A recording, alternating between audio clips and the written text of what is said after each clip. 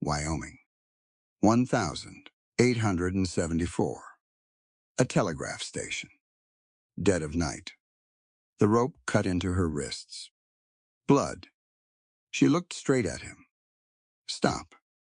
It's too tight. Judd smiled slow. One thumbprint, Clara. That's all.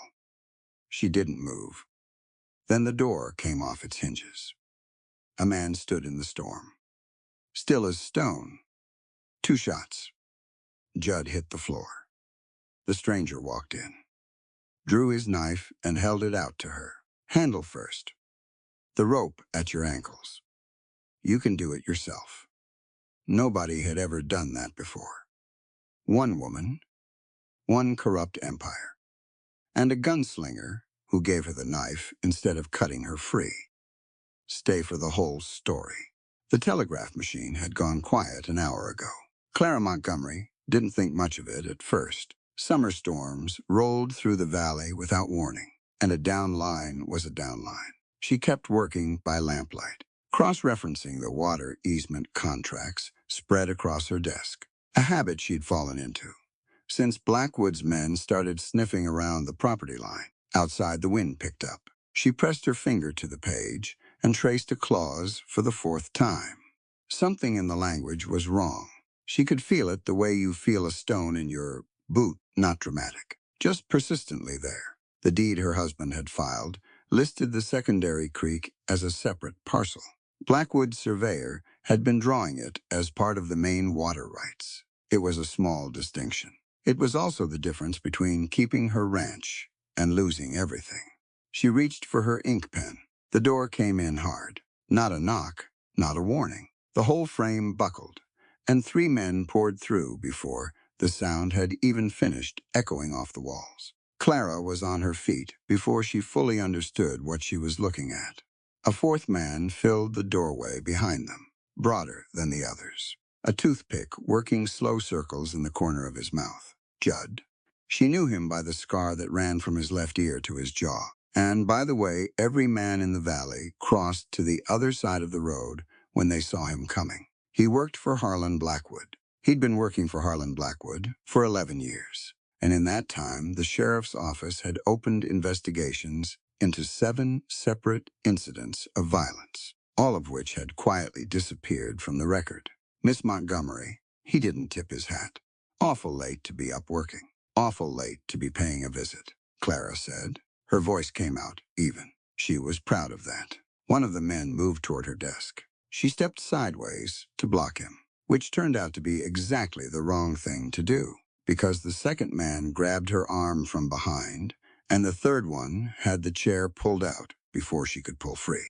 They put her in it fast. Her arms were yanked back. She heard the rough drag of rope across wood, and then the first loop cinched around her wrists, and her whole body went rigid. She pulled against it instinctively. The knot tightened. The hemp was coarse and old, and it bit into her skin like something with teeth. Judd came to stand in front of her. He pulled a folded document from his coat and opened it with the particular slowness of a man who enjoyed having other people wait on him. Blackwood's been real patient with you, he said. Wants to give you a fair chance to sign things over clean. That deed is fraudulent, Clara said. The creek access runs with the land. It's in the original homestead filing. Anyone who's actually read property law knows that. Judd looked at her, the way people look at a dog that's learned to sit up, mildly impressed, mostly unmoved. He nodded at the man behind her. The rope went tighter. Clara's breath caught. The pressure crossed from uncomfortable into something else entirely. Something that closed around her lungs and made the room feel smaller. She pulled against the binding and felt blood, warm and immediate, across the back of her right hand. Stop, she said sharply, then louder, when the man didn't ease up. Stop, it's too tight. Judd crouched down to her eye level. He held up the document and tapped the signature line at the bottom. One thumbprint. Clara, that's all. She looked him straight in the face. Her wrists were bleeding. Her hands were starting to go numb. The lamp on her desk threw orange light across the contracts she had spent 3 years teaching herself to read. the law books she'd ordered from a printer in Denver and studied by firelight through 2 brutal winters. She did not look away from him. "I know what you're doing," she said, "and I know it won't hold up. Not in a federal court. Not in front of a real judge." Her voice cracked at the end, just slightly, because her body was scared even when her mind wasn't. "You can't just take what belongs to people." "Honey," Judd said, "we've been doing exactly that for 30 years. He reached for her hand. The station door came off its hinges. It didn't blow in. It was kicked. The sound was enormous in the small space. A single percussive crack like a rifle shot. And then the wind from outside rushed in and killed the lamp. And for 2 full seconds, the room was dark and roaring. A shape stood in the doorway. Tall, still. The dust storm moved around him like it had decided to go another direction. The first shot hit Judd's shoulder. He went sideways, off the crate he was crouching on, and hit the floor. The second shot came before anyone had processed the first, and it took Judd in the knee with surgical precision. He screamed. The other 3 men ran. Clara heard boots on the floorboards, heard the back window shatter. And then there was silence except for the wind and Judd, making sounds she would not have wished on anyone. The figure stepped into the room, tall, dark-coated, face unreadable under the brim of a battered hat. He looked at Judd once, apparently decided he'd live, and turned to Clara. He pulled a hunting knife from his belt. She flinched backward. He paused, held the knife out to her, handle first. She stared at it. "The rope at your ankles," he said. His voice was low and completely flat. "You can do it yourself." She took the knife. She cut herself free. He turned away to check the door while she did it, giving her his back, which was either the most reckless thing she'd ever seen or the most deliberate. She couldn't decide which. Her hands were shaking by the time she stood up. She didn't let them shake for long. The Derringer was a .41 caliber Philadelphia model, small enough to fit in a coat pocket, accurate enough at close range to put a hole through a man's sternum. Clara had carried it for 2 years and never once pointed it at anyone. She pointed it at him now. He was crouching by the supply cabinet, pulling out a tin of bandaging cloth, moving through her station like he'd been there before. He didn't look up when she cocked it. He did pause, briefly, which told her he'd heard the click. "You want to tell me who you are," Clara said, "before I decide whether to thank you or shoot you." He set the bandaging on the desk. Then he straightened and turned around, and she got her first real look at him in the pale light of the emergency candle she'd managed to relight. He was somewhere in his 30s. Hard to say exactly. His face had been through weather, and something worse than weather, and his eyes were the particular shade of gray that made her think of February sky right before it snows. There was nothing warm in them. There was also nothing cruel. "Cole Lawson," he said. She knew the name. Most people west of the Missouri did. The Ghost, they called him. Pinkerton agent turned independent contractor, which in frontier language meant he went where the money went, and the law mostly looked the other way. He'd broken a train robbery ring in Nebraska, caught the Dillon brothers outside Laramie, and brought them in alive, which was harder than bringing them in dead, and everybody in law enforcement knew it. She did not lower the gun. "What are you doing in my station?" Passing through, saw the lights go wrong. He glanced at Judd, who had dragged himself to the far wall and was sitting there with his hand pressed to his shoulder, breathing fast and shallow. Figured something was wrong. Convenient. Sometimes things are. He pulled out a chair and sat down across from her, which put him roughly in line with the barrel of her Derringer. "You going to shoot me or let me bandage your wrists?" She looked down. Her right wrist was still bleeding, not dramatically, but steadily, soaking through the sleeve she'd pressed against it.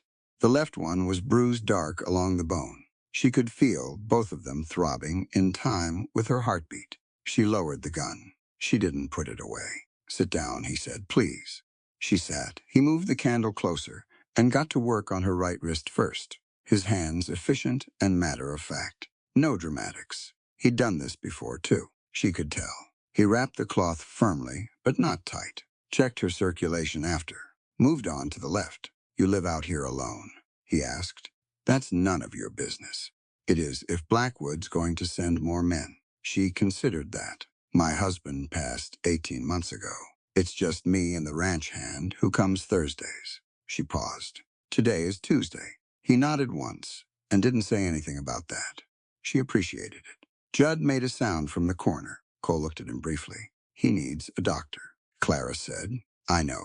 Cole tied off the second bandage. I'll get him to town before sunup. He's not going to bleed to death. You sound certain. I've shot people in worse places. He said it without any particular pride or regret, just stating a fact. He'll need the knee looked at properly, or he'll walk with a limp the rest of his life. That's between him and the choices he's been making.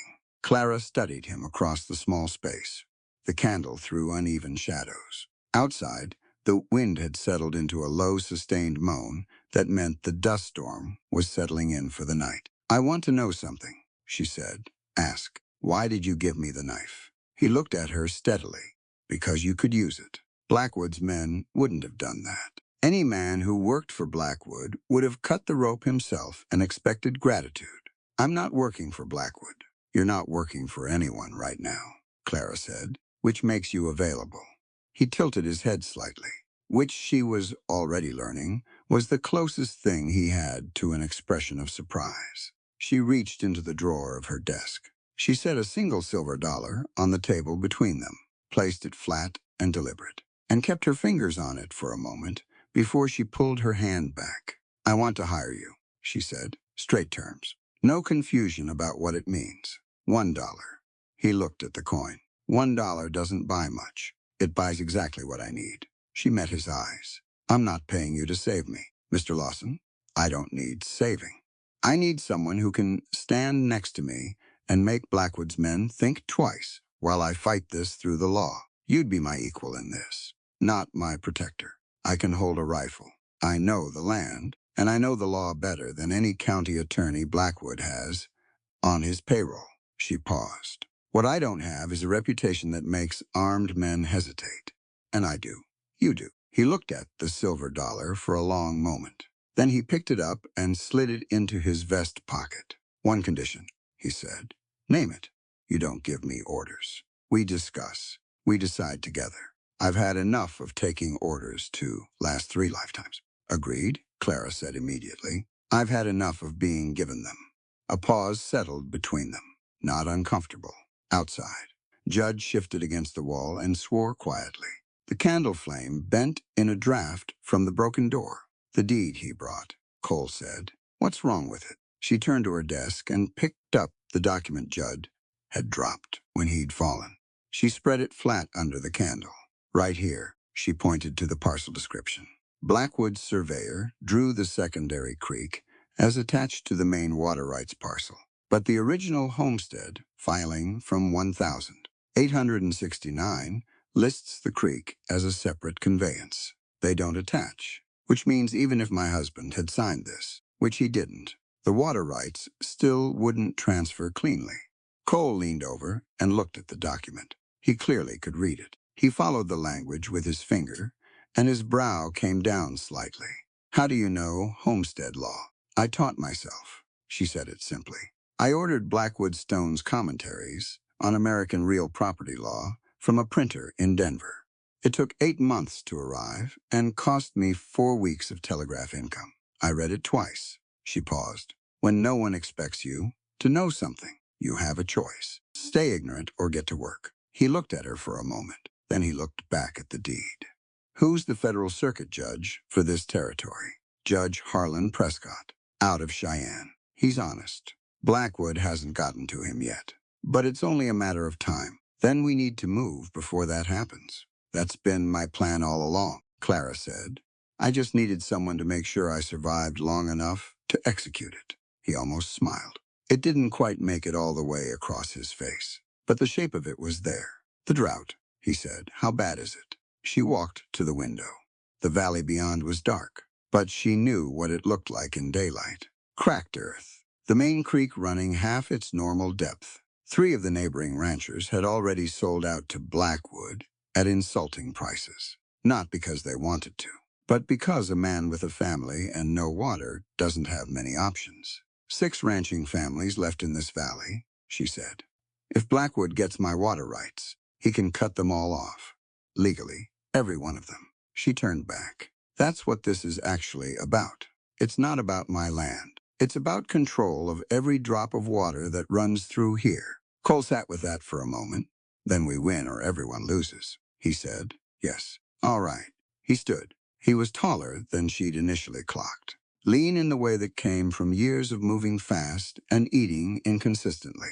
I'll get him to the dock in Millhaven. Be back before noon. He looked at the broken door. You have a way to brace that. I have a crossbeam bar in the back room. I'll set it before I go. He moved toward Judd, hauled the man to his feet with practiced efficiency. Judd made several sounds that Clara did not sympathize with. One more thing. She looked up.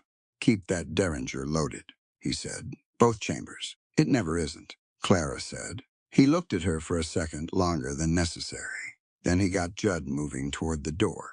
She braced herself against the desk until she heard them go. Then she sat down in her chair, looked at her bandaged wrists, and breathed. Outside, the storm was still blowing, but the station, battered and doorless, was still standing. So was she. She found it behind the false bottom of the third filing drawer. She hadn't been looking for it.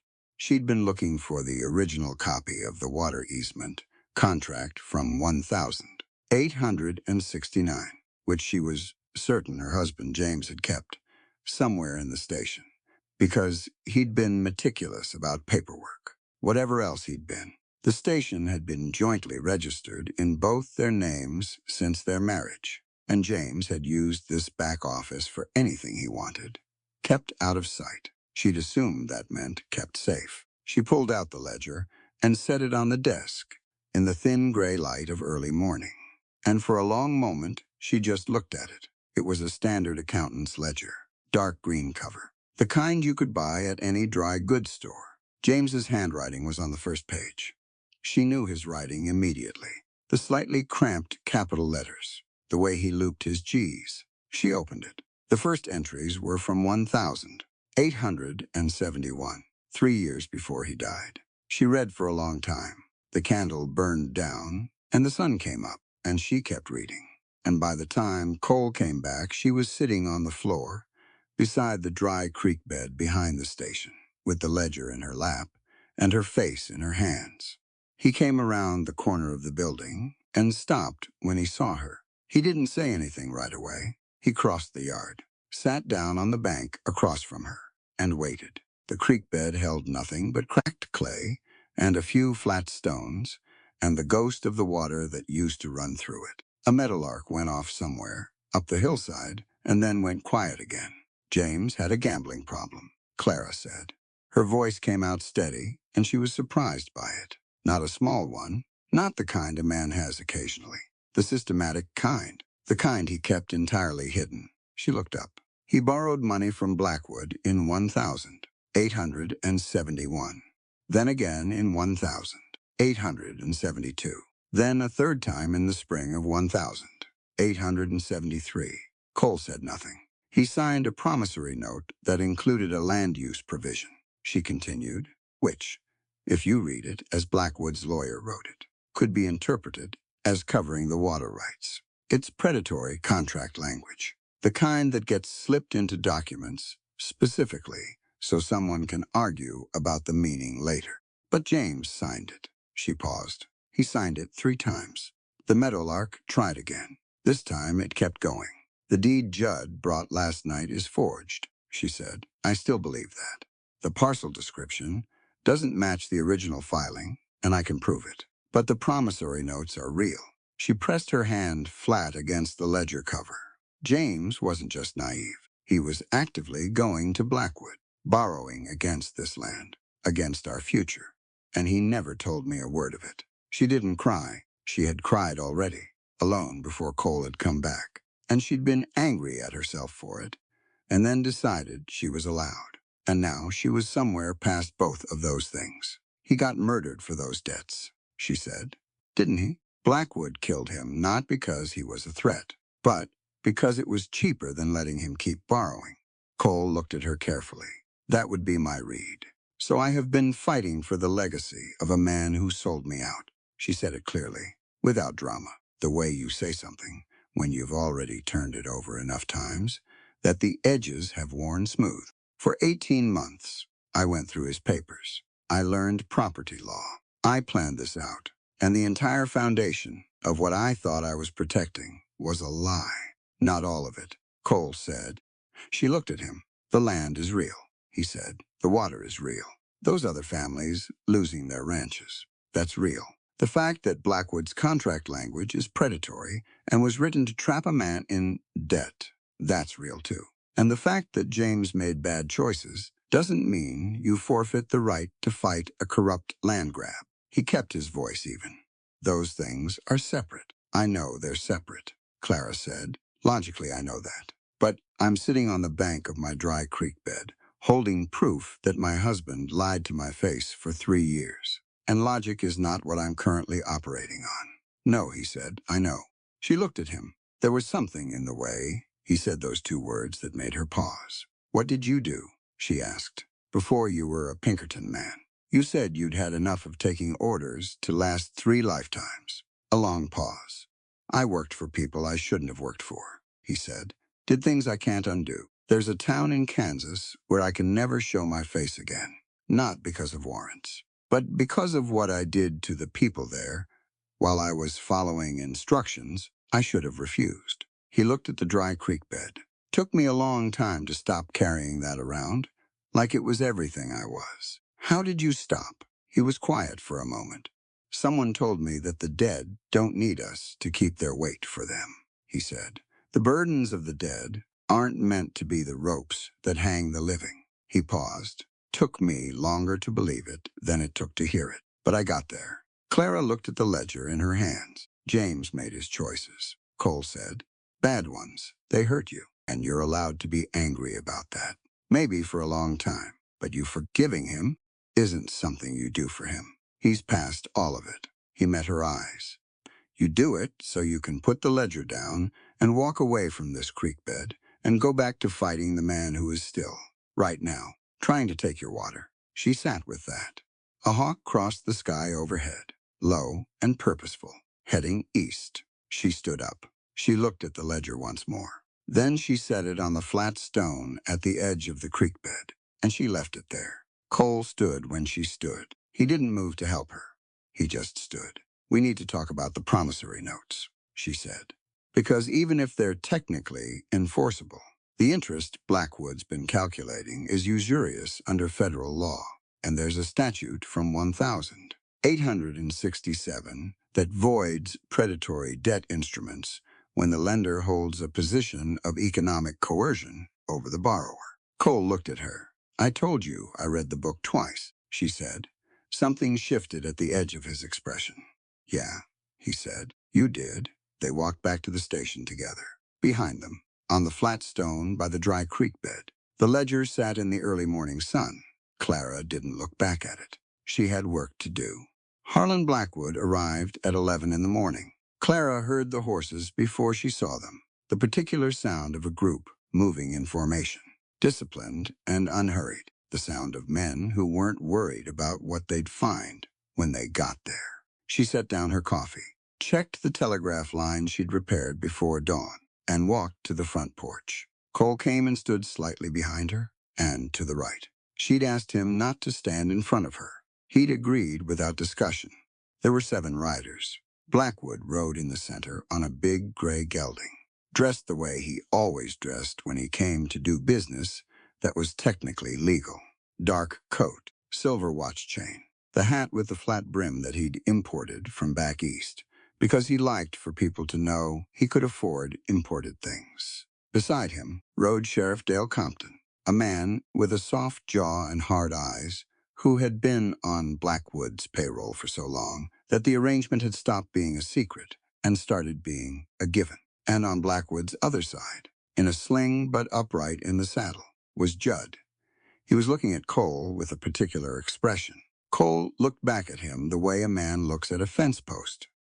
Blackwood pulled up 20 feet from the porch. Miss Montgomery, he said, I heard you had some trouble last night. I had visitors, Clara said. They left in a hurry. Blackwood's expression was pleasant and entirely empty. the practiced face of a man who'd spent decades making theft look like commerce. He reached into his coat and produced a folded paper, which he handed to Sheriff Compton, who rode forward and held it out toward Clara. She walked down 2 porch steps and took it. Read it where she stood. It was an eviction notice, filed that morning with the county clerk, signed by Sheriff Compton, citing the $1,871 promissory note as grounds for immediate forfeiture of the property pending debt resolution. They'd moved faster than she'd expected. They'd also, she noticed, used the promissory note, not the forged deed. Someone had told Blackwood about the problem with the parcel description. She folded the notice. "You'll find this is all in order," Compton said. He had the careful voice of a man reciting something he'd memorized. "Mr. Blackwood is prepared to offer you 30 days to vacate. That's very generous," Clara said. "Now, I understand you may have some feelings about—" "I don't have feelings about it," Clara said. "I have a legal argument about it. Those are different things." She looked past Compton to Blackwood directly. "The $1,871 note is real. I'll grant you that. My husband signed it, and I'm not going to stand here and pretend otherwise." She saw Blackwood's expression shift, just slightly. Surprise covered quickly by satisfaction. "What he didn't know, and what your lawyer apparently didn't either, is that Federal Statute 14 of the 1867 Reconstruction Finance Act voids any debt in instrument where the interest rate exceeds 8% per annum when the lender holds documented economic leverage over the borrower." Blackwood's pleasant expression held, but his right hand tightened on his reins. Blackwood held the grazing rights on the eastern pasture. Clara continued, "My husband needed access to those pastures to run his cattle. Without them, the ranch wasn't viable. That's documented in the county land use records." Blackwood knew that. The interest rate on those promissory notes was 14%. She held up the folded eviction notice.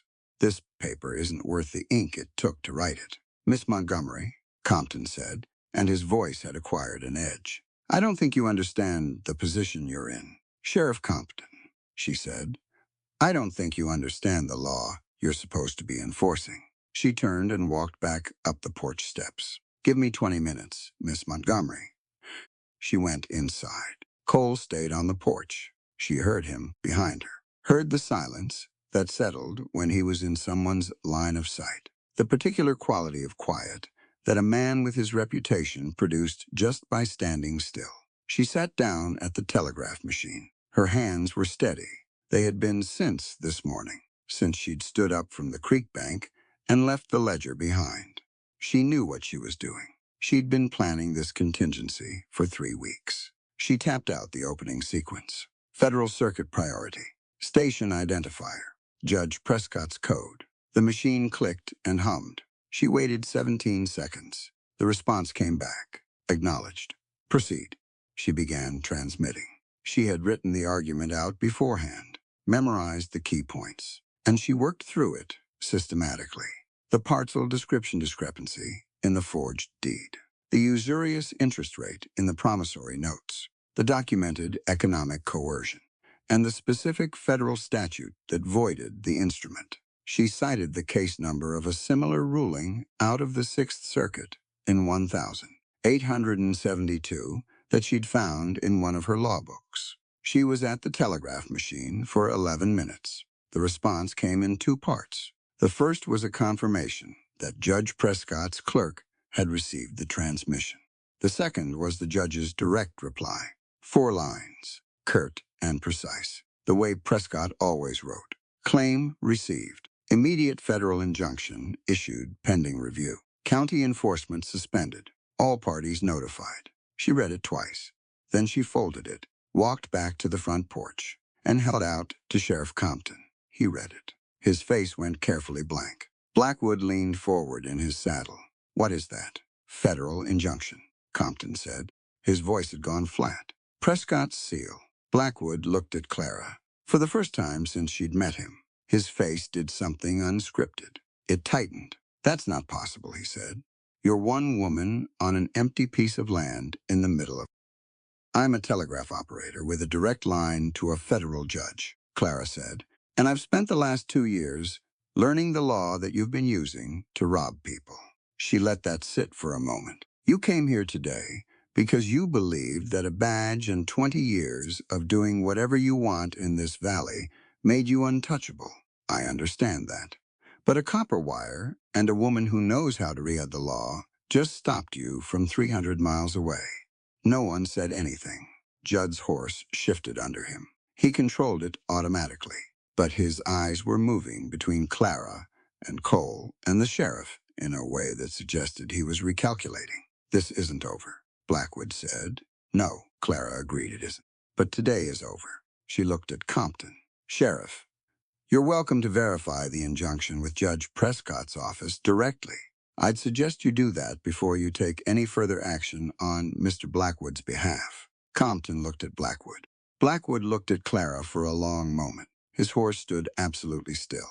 The valley around them was wide and dry and bright, and the silence had a particular quality to it, the kind that meant everyone present understood that something had shifted, and no one was entirely sure what to do with that yet. Then Blackwood turned his horse. He didn't say anything else. He didn't need to.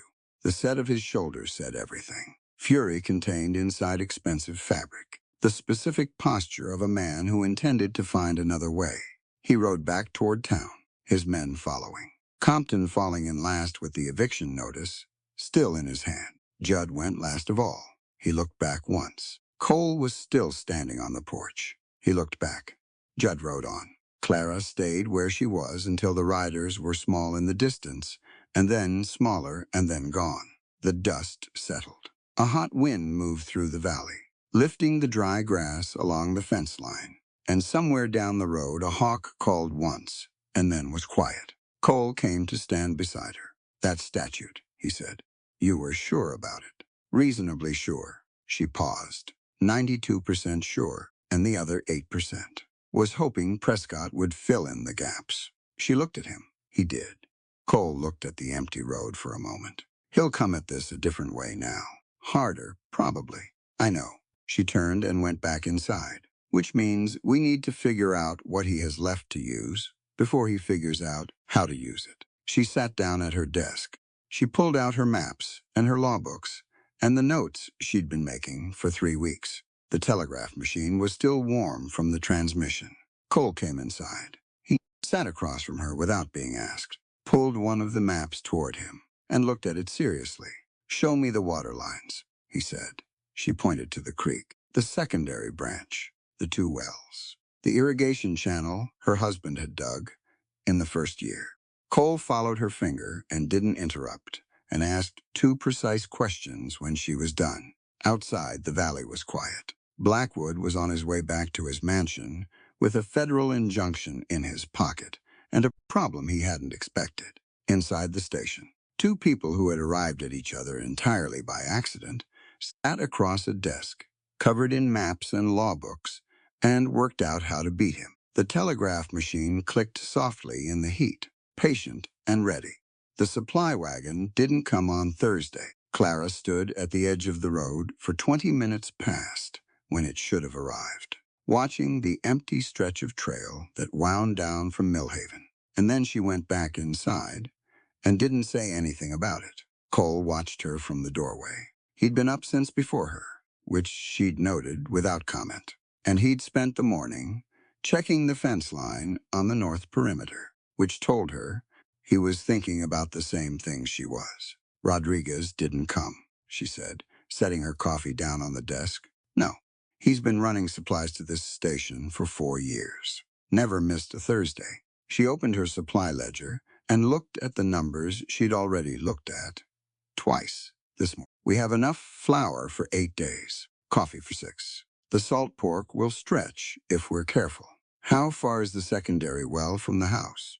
1/4 mile east, past the cottonwood stand. She looked up. Why? Rode past it this morning. Smelled wrong. She was out the door before he finished the sentence. The secondary well was a hand-dug shaft sunk into a limestone shelf, 15 feet deep, with good clean water that had never run dry even in the dry years.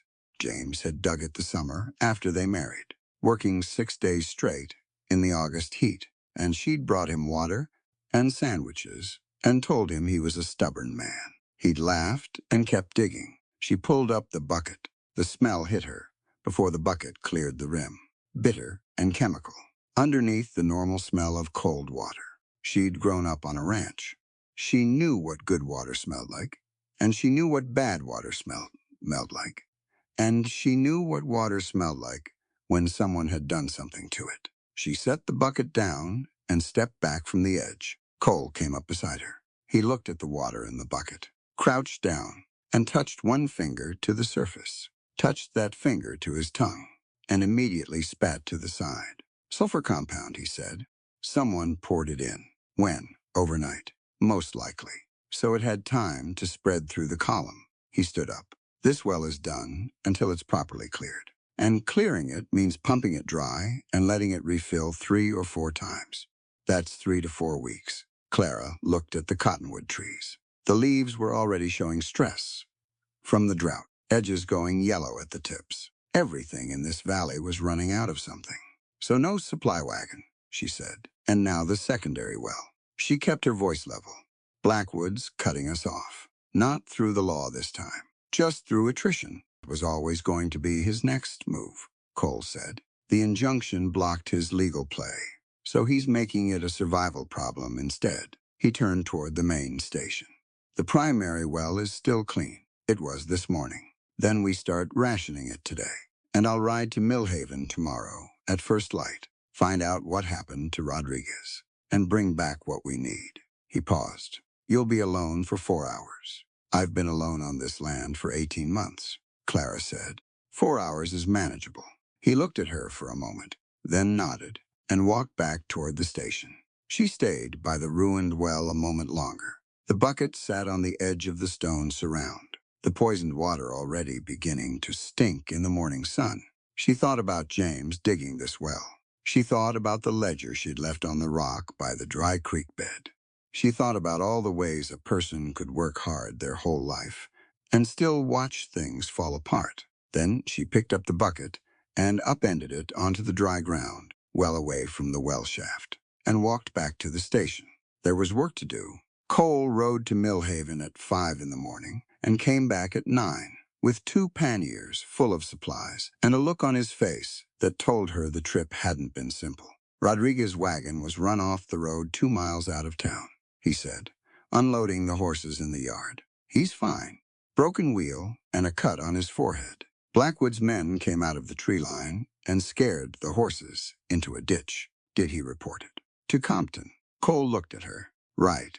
She took one of the panniers. Did he say if he'd run supplies again?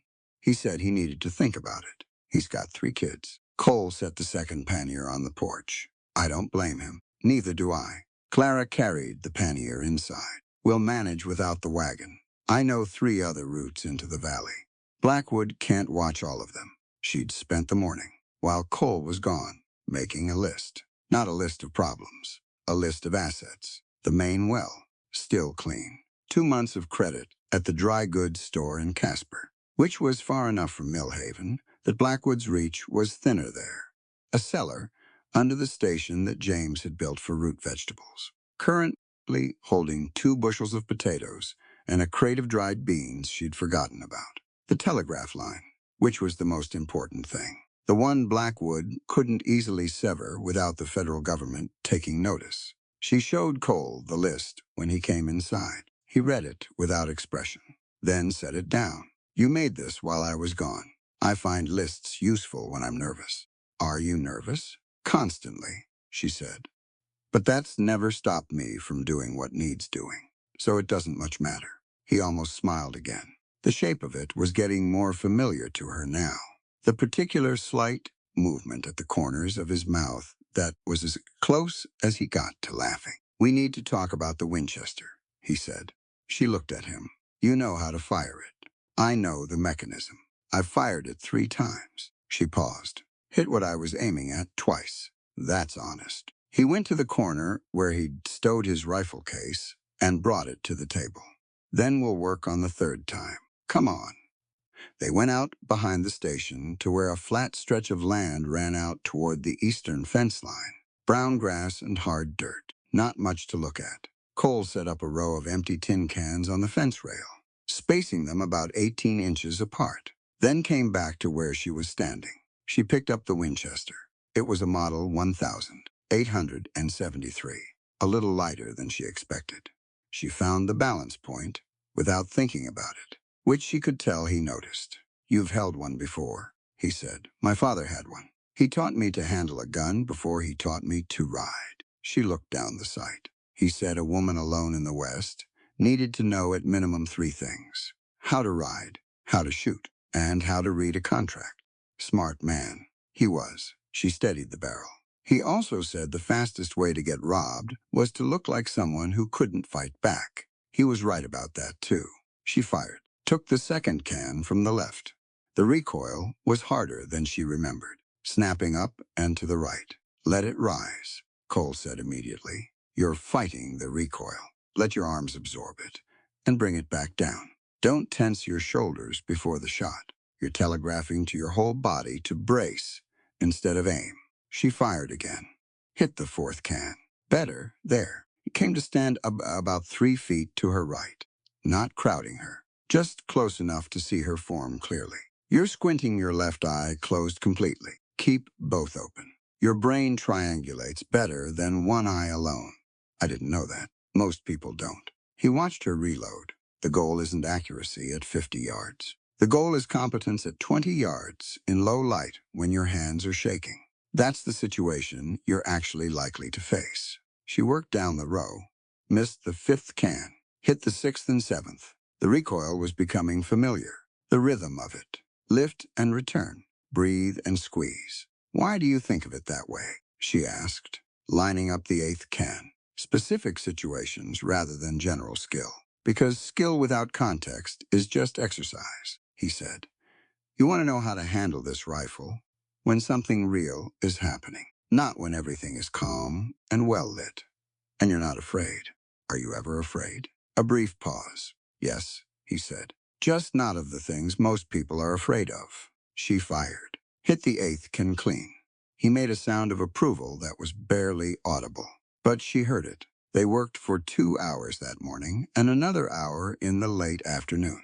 And at the end of the second session, she hit 7 cans out of 8 from a standing position and 5 out of 5 from a kneeling one. Cole watched her without excessive comment, correcting her form in short, precise sentences when she needed it, and staying quiet when she didn't. That evening, after a supper of beans and salt pork cooked on the station's iron stove, Clara sat down at the telegraph machine and looked at Cole across the room, where he was cleaning his revolver on a piece of oilcloth with the same methodical attention he gave to everything. "I want to teach you something," she said. He looked up. "Morse code." She pulled a piece of paper toward her and wrote out the alphabet, each letter paired with its dot-dash sequence. "You can fire a rifle. I've established that. But if something happens to me and you need to send a message to Prescott's office, you need to know how to do this." He came over to the table and sat across from her. He looked at the paper. "That's a lot of sequences to memorize." "It is," she agreed. "But the most important ones are the ones you'll actually use. Emergency priority is 3 dots, 3 dashes, 3 dots. That's the distress signal. It'll get a response from any operator, anywhere on the line." She pointed to the machine. "After that, you need station identifier, which is this sequence here, and then a recipient code. Prescott's office code is straightforward." She walked him through it for an hour. He was a fast learner and didn't pretend otherwise, committing sequences to memory with the same focused efficiency he applied to everything else. He made 2 errors and corrected them himself both times without her pointing them out. "How long did it take you to learn this?" he asked, tapping out a letter experimentally. "About 3 weeks to get functional. A month before I was fluent." She watched his hand on the key. "I learned it because I needed it. The station was James's income, but I was the one operating it half the time. And then after he died, it was all I had. It saved your life last week. It saved my water rights last week," she said. which amounts to the same thing out here. He tapped out the emergency sequence. Got it right on the first try. Why didn't you leave? He asked. He wasn't looking at her, just at the telegraph key. After James died, you could have gone back east. Family somewhere. A sister in St. Louis. Clara looked at the window. Outside the night was clear and huge and full of stars. The kind of sky you only got this far from any city. She wrote me twice asking me to come back.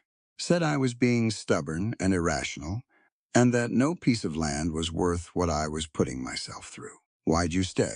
She was quiet for a moment. Because the moment I leave is the moment Blackwood wins, she said, and because this land is mine, not in some abstract, sentimental sense. Legally, morally, in every way that matters. It's mine. And the day I accept that a powerful man can simply take things from people who have less power than him because there's no one to stop him. She paused. That's the day I stopped being able to look at myself. Cole looked at her then, direct and quiet. There are 6 other families in this valley who have less to fight with than I do, she continued. They don't have law knowledge. They don't have a telegraph machine. If I go, they go. She turned back to the telegraph key. So I stay. He was quiet for a while. The Pinkerton Agency, he said finally. I took the job there because I thought it was something legitimate. Law, enforcement, structure, purpose. He looked at the revolver on the table, clean and reassembled now. Turned out purpose depends entirely on who's holding your contract. Did things for wealthy men that I knew were wrong because I told myself the organization was good, even when the work wasn't. He picked up the revolver and turned it in his hands once, then set it back down. Kansas was a land dispute, not unlike yours, except I was on the other side of it. Clara kept her hands still on the table. I was supposed to collect on a debt. The family there had 3 kids. The father was a veteran, had 1 arm, bought that land with a military pension. He looked at the table. I followed my orders, got them removed from the property.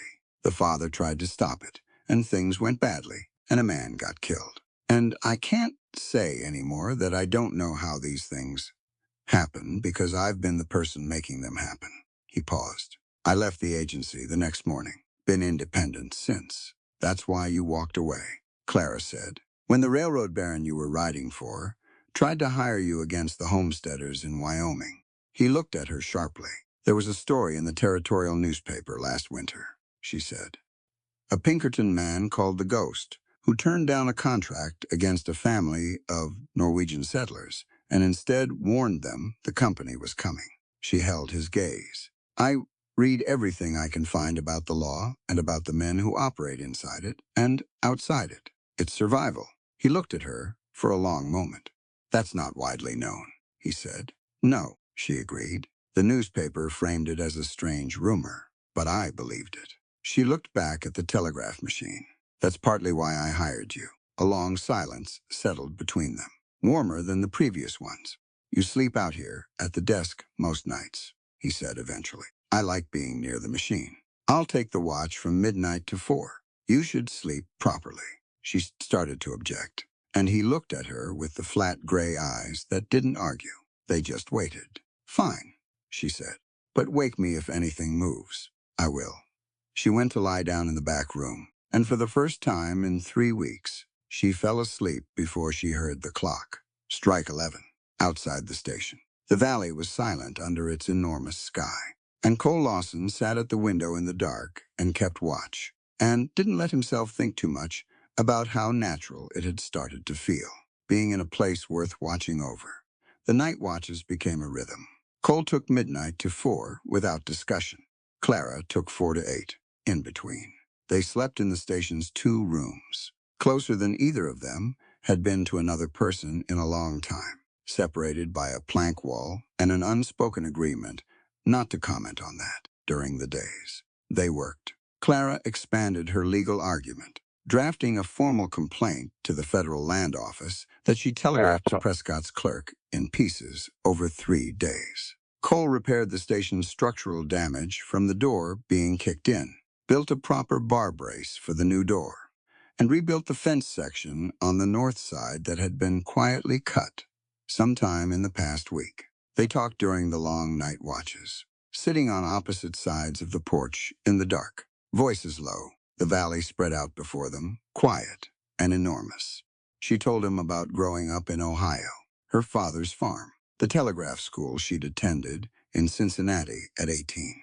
The way she'd felt the first time she'd sent a message and received one back. The idea that words could travel instantly across hundreds of miles, which had seemed to her then like something close to magic. He told her about Nebraska, about learning to ride before he could properly read, about a mother who died when he was 11, and a father who'd drunk himself into uselessness by the time Cole was 14, and how the structure of the Pinkerton agency had appealed to an 18-year-old who'd been managing himself for years and was ready to be told he was good at something. On the fifth night of the siege, she told him about the first time she'd argued with a county land agent and won. He'd been condescending from the start, had talked to her like she was confused about what she wanted, and she'd pulled out the relevant statute and read it to him word for word until the condescension shifted into something he'd tried to cover as professional disagreement before shifting again into grudging compliance. You enjoyed it, Cole said. Enormously, she said. Is that terrible? No, he was quiet. You should enjoy things you're good at. Most people don't let themselves. She looked at him in the dark. His face was half lit by the thin moon, the rest of it in shadow. He had a particular stillness when he was at rest. A quality she'd initially read as coldness, and now understood, was simply what calm looked like on a person who'd spent years having to be ready to move fast. You enjoy breaking horses, she said. It wasn't a question. She'd seen him with her remaining horses over the past week. Something changed in his posture around them. Yes, what is it about it? He thought about that, which she liked. He didn't give quick answers to real questions. You're asking something that can't be forced to be something it isn't, he said finally. You can work with it or against it. You work against it. You get a broken animal that follows orders out of fear. You work with it, and you get a partnership. He looked at the dark valley. I've done enough work on things that break them. I'd rather do the other. She thought about that for a while. On the sixth night, he cleaned the wound on her right wrist, which had been slow to heal because she kept using her hands. He did it matter-of-factly, sitting across from her at the table with the medical tin between them, replacing the bandage with careful fingers. Her hands were rough from work and ink-stained, and the one honest scar was on her left palm from a wire fence at age 9. He had scars she didn't ask about. When his fingers pressed the new bandage into place and held it for a moment to set the tape, neither of them moved. The lamp was low and the station was quiet, and the moment had a quality that both of them recognized and neither addressed. He took his hands away first. That'll heal clean now, he said. Thank you, she said. They both looked at the table for a moment. I need to check the north fence, he said, standing. It's midnight. I know. He picked up his rifle from the corner. Get some sleep. She watched him go. She sat at the table for a while after the door closed, looking at her newly bandaged wrist and the lamp flame and the telegraph machine. That was her connection to the law and to the world outside this valley.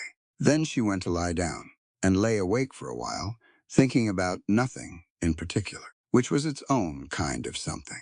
Judd came back on a Thursday. The irony wasn't lost on Clara. Thursdays were Rodriguez's day. She'd been watching the road without meaning to. That particular, involuntary vigilance that develops when you've been waiting on something for long enough. Cole had ridden the property line at dawn and come back reporting the north fence cut again, which meant Blackwood's men had been out in the night, and they were both running on less sleep than they needed. She was at the telegraph machine when she heard the horse in the yard. She went to the window first, before the door. Cole had been insistent about that, and she'd accepted the logic of it immediately. Through the glass, she saw a single rider on a chestnut horse, sitting too upright for his left side, which meant the shoulder was still bothering him. He had both hands visible, which she noted, and he was alone. Cole came through the back room, rifle in hand. One man, she said. Judd. He's not moving for his weapon. Cole went to the door. He opened it and stepped out onto the porch and said nothing, which was a complete sentence in itself. Judd stopped his horse 10 feet from the porch. He looked at Cole with the expression of a man who has spent weeks being angry and has arrived at something past anger, some colder and more deliberate place. "I don't have orders this time," Judd said. His voice was rough, rougher than she remembered. He was thinner in the face, and the shoulder was bound tight under his shirt. "This is personal. Most things that get personal usually started as something else," Cole said. "You crippled my knee. You were tying a woman to a chair." Judd's jaw moved slightly. "I was doing a job. Same thing I said to myself in Kansas," Cole said. Didn't make it a better answer. That landed somewhere. Judd's eyes shifted briefly, then came back hard. "Blackwood's going to burn this station," he said. "I'm not here to do it. I'm here because." He stopped, looked at the ground, then back up. Something crossed his face that Clara couldn't fully name. Something that sat between shame and fury without fully choosing either. "Because you should know, and because some part of me's got tired of knowing things and not saying them." Cole was very still. "What things?" "The other ledger." Judd looked at Clara now, meeting her eyes for the first time. "Blackwood has a second set of books. Not the one you've been building your federal case on. A different one.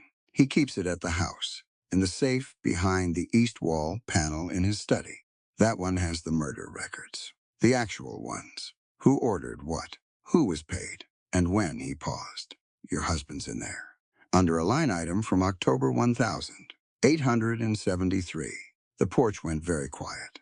"Why are you telling me this?" Clara asked. Judd looked at her steadily. "Because I carried the order." He said it without any attempt at softening it. "Blackwood told me your husband had decided to go to the territorial papers about the debt scheme. Said he was going to become a problem. I carried the order to the men who made him stop being a problem." He looked at the yard. "I've done a lot of things in this work that I'd do again. That one I wouldn't." Clara gripped the doorframe. She didn't speak. "The ledger," Cole said. His voice was flat and careful.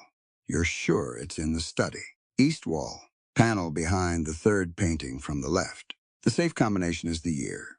Blackwood came to Wyoming. 1861. He gathered his reins. That's everything I have." He looked at Cole directly. "I know what you think of me." "I think you made choices," Cole said. "And now you're making a different one." Judd looked at him for a moment. Then he turned the horse and rode back down the road without looking back. Clara stood in the doorway and watched him go. Cole came to stand near her, not too close. He was always precisely calibrated about proximity, giving her exactly the space she needed to be whatever she was in the moment. "He could be lying," she said. Her voice came out quieter than she intended. "He could be. But he didn't ask for anything, and he rode away. So I don't know what the lie would get him." Cole leaned against the doorframe on the opposite side. "How are you doing?" "James knew he was going to the papers," she said slowly. "That means he was trying to fix it. At the end, he saw what Blackwood was doing, and he was going to expose it, and Blackwood had him killed for it." She pressed her hand against the doorframe. "Hard. He was trying." "Yes," Cole said simply. She stood with that for a long moment. "He was still wrong to hide the debts from me," she said. "That's still true." "Yes. But he was trying to make it right." "Yes," she exhaled slowly. "I've been carrying two versions of him around for weeks. The man who betrayed me and the man I thought he was before I found the ledger. I didn't know how to put them together." She looked at the empty road. "Maybe this is how. He made terrible choices, and then he tried to correct them, and he died for it. That's a whole person, complicated and real and gone." Cole was quiet. "I'm not going to fall apart," she said. "I fell apart by the creek bed. I'm done with that part." "I know," he said. She turned around and went back to her desk. She pulled out the map of the valley and found Blackwood's property and put her finger on the mansion building. "We need that ledger," she said. "Yes.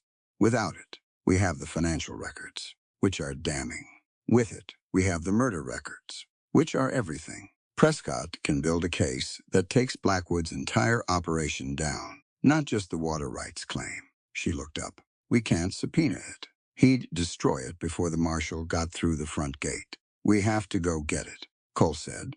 "That's illegal." breaking and entering. Yes, theft of property. Technically. He pulled out a chair and sat down across from her. On the other hand, the document contains evidence of murder, which changes the legal calculus considerably. Evidence of a crime isn't property in the same way a man's silverware is. She looked at him. You've thought about this kind of thing before. I've been on both sides of it. He studied the map. Blackwood keeps 12 men on the property, 4 on night rotation, 2 at the gate, 2 on the east perimeter, 2 at the main house, 2 roving. They change at 2 in the morning. He said it from memory, which meant he'd been doing his own reconnaissance without telling her, riding the surrounding land at odd hours while she slept. She looked at him. I was a Pinkerton agent for 9 years, he said, slightly defensive. Surveillance is automatic. I'm not criticizing it, she said. I'm glad of it. She looked back at the map. The east wall of the study faces the kitchen garden. There's a service door that's used for deliveries. How do you know the layout of Blackwood's house? Margaret Sue. She cooked there for 3 years until Blackwood cut her pay so low she left. She buys flour from my ranch account when she passes through. We've talked. Clara traced the building's east side with her finger. The study is on the ground floor. Single window facing the garden. It's not the most secure room in the house. He probably thought the safe was enough. Cole looked at the map for a while. 2 nights from now, he said. New moon. Dark enough. 2 nights, she agreed. She looked at him. I'm coming with you. He opened his mouth. I know the layout, she said. You don't? And if something goes wrong, and you need to send a signal from outside the property, you need someone who can operate the portable telegraph kit. She pulled the small leather case from under the desk. She'd been quietly assembling it for weeks. I built this from spare parts. It can tap a line from a fence post within 50 feet of the main line. He looked at the kit. He looked at her. He clearly wanted to argue and was calculating whether he had ground to stand on. He didn't. You follow my lead on the approach, he said finally. On the approach, she agreed. The study is mine. He almost said something about that, then stopped. She could see him working through the logic of it, the same way she had. She knew the room. She knew what to look for. It made sense. All right, he said. They spent the rest of the afternoon preparing. Cole checked his ammunition and his knife and the configuration of his gear with methodical precision, laying everything out on the table and touching each piece once before packing it. Clara packed the telegraph kit, assembled a small lantern that could be shielded to a narrow beam, made sure she had her derringer loaded and seated. She also wrote out a full legal summary of everything they expected to find in the second ledger and telegraphed it to Prescott's offices, sealed with the federal case number and marked anticipatory evidence. If something went wrong, she wanted a record that she'd known what to look for and why. It was the lawyer's habit she'd built in herself. Document everything. Establish the record before you need it. Cole watched her send it without commenting. When she finished, he said, Smart. Habit, she said, that night on the watch. They sat on the porch in the dark and didn't talk for a long time, which was its own conversation. The stars were extraordinary. The Milky Way arching over the valley in a pale wash of light. If something goes wrong in there, she said eventually, nothing will. But if something does, he turned to look at her in the dark. If something goes wrong, she continued, you get out. You take what you have, and you get to the telegraph line, and you transmit everything we've gathered to Prescott's office. And you don't come back in for me. Clara, I'm serious.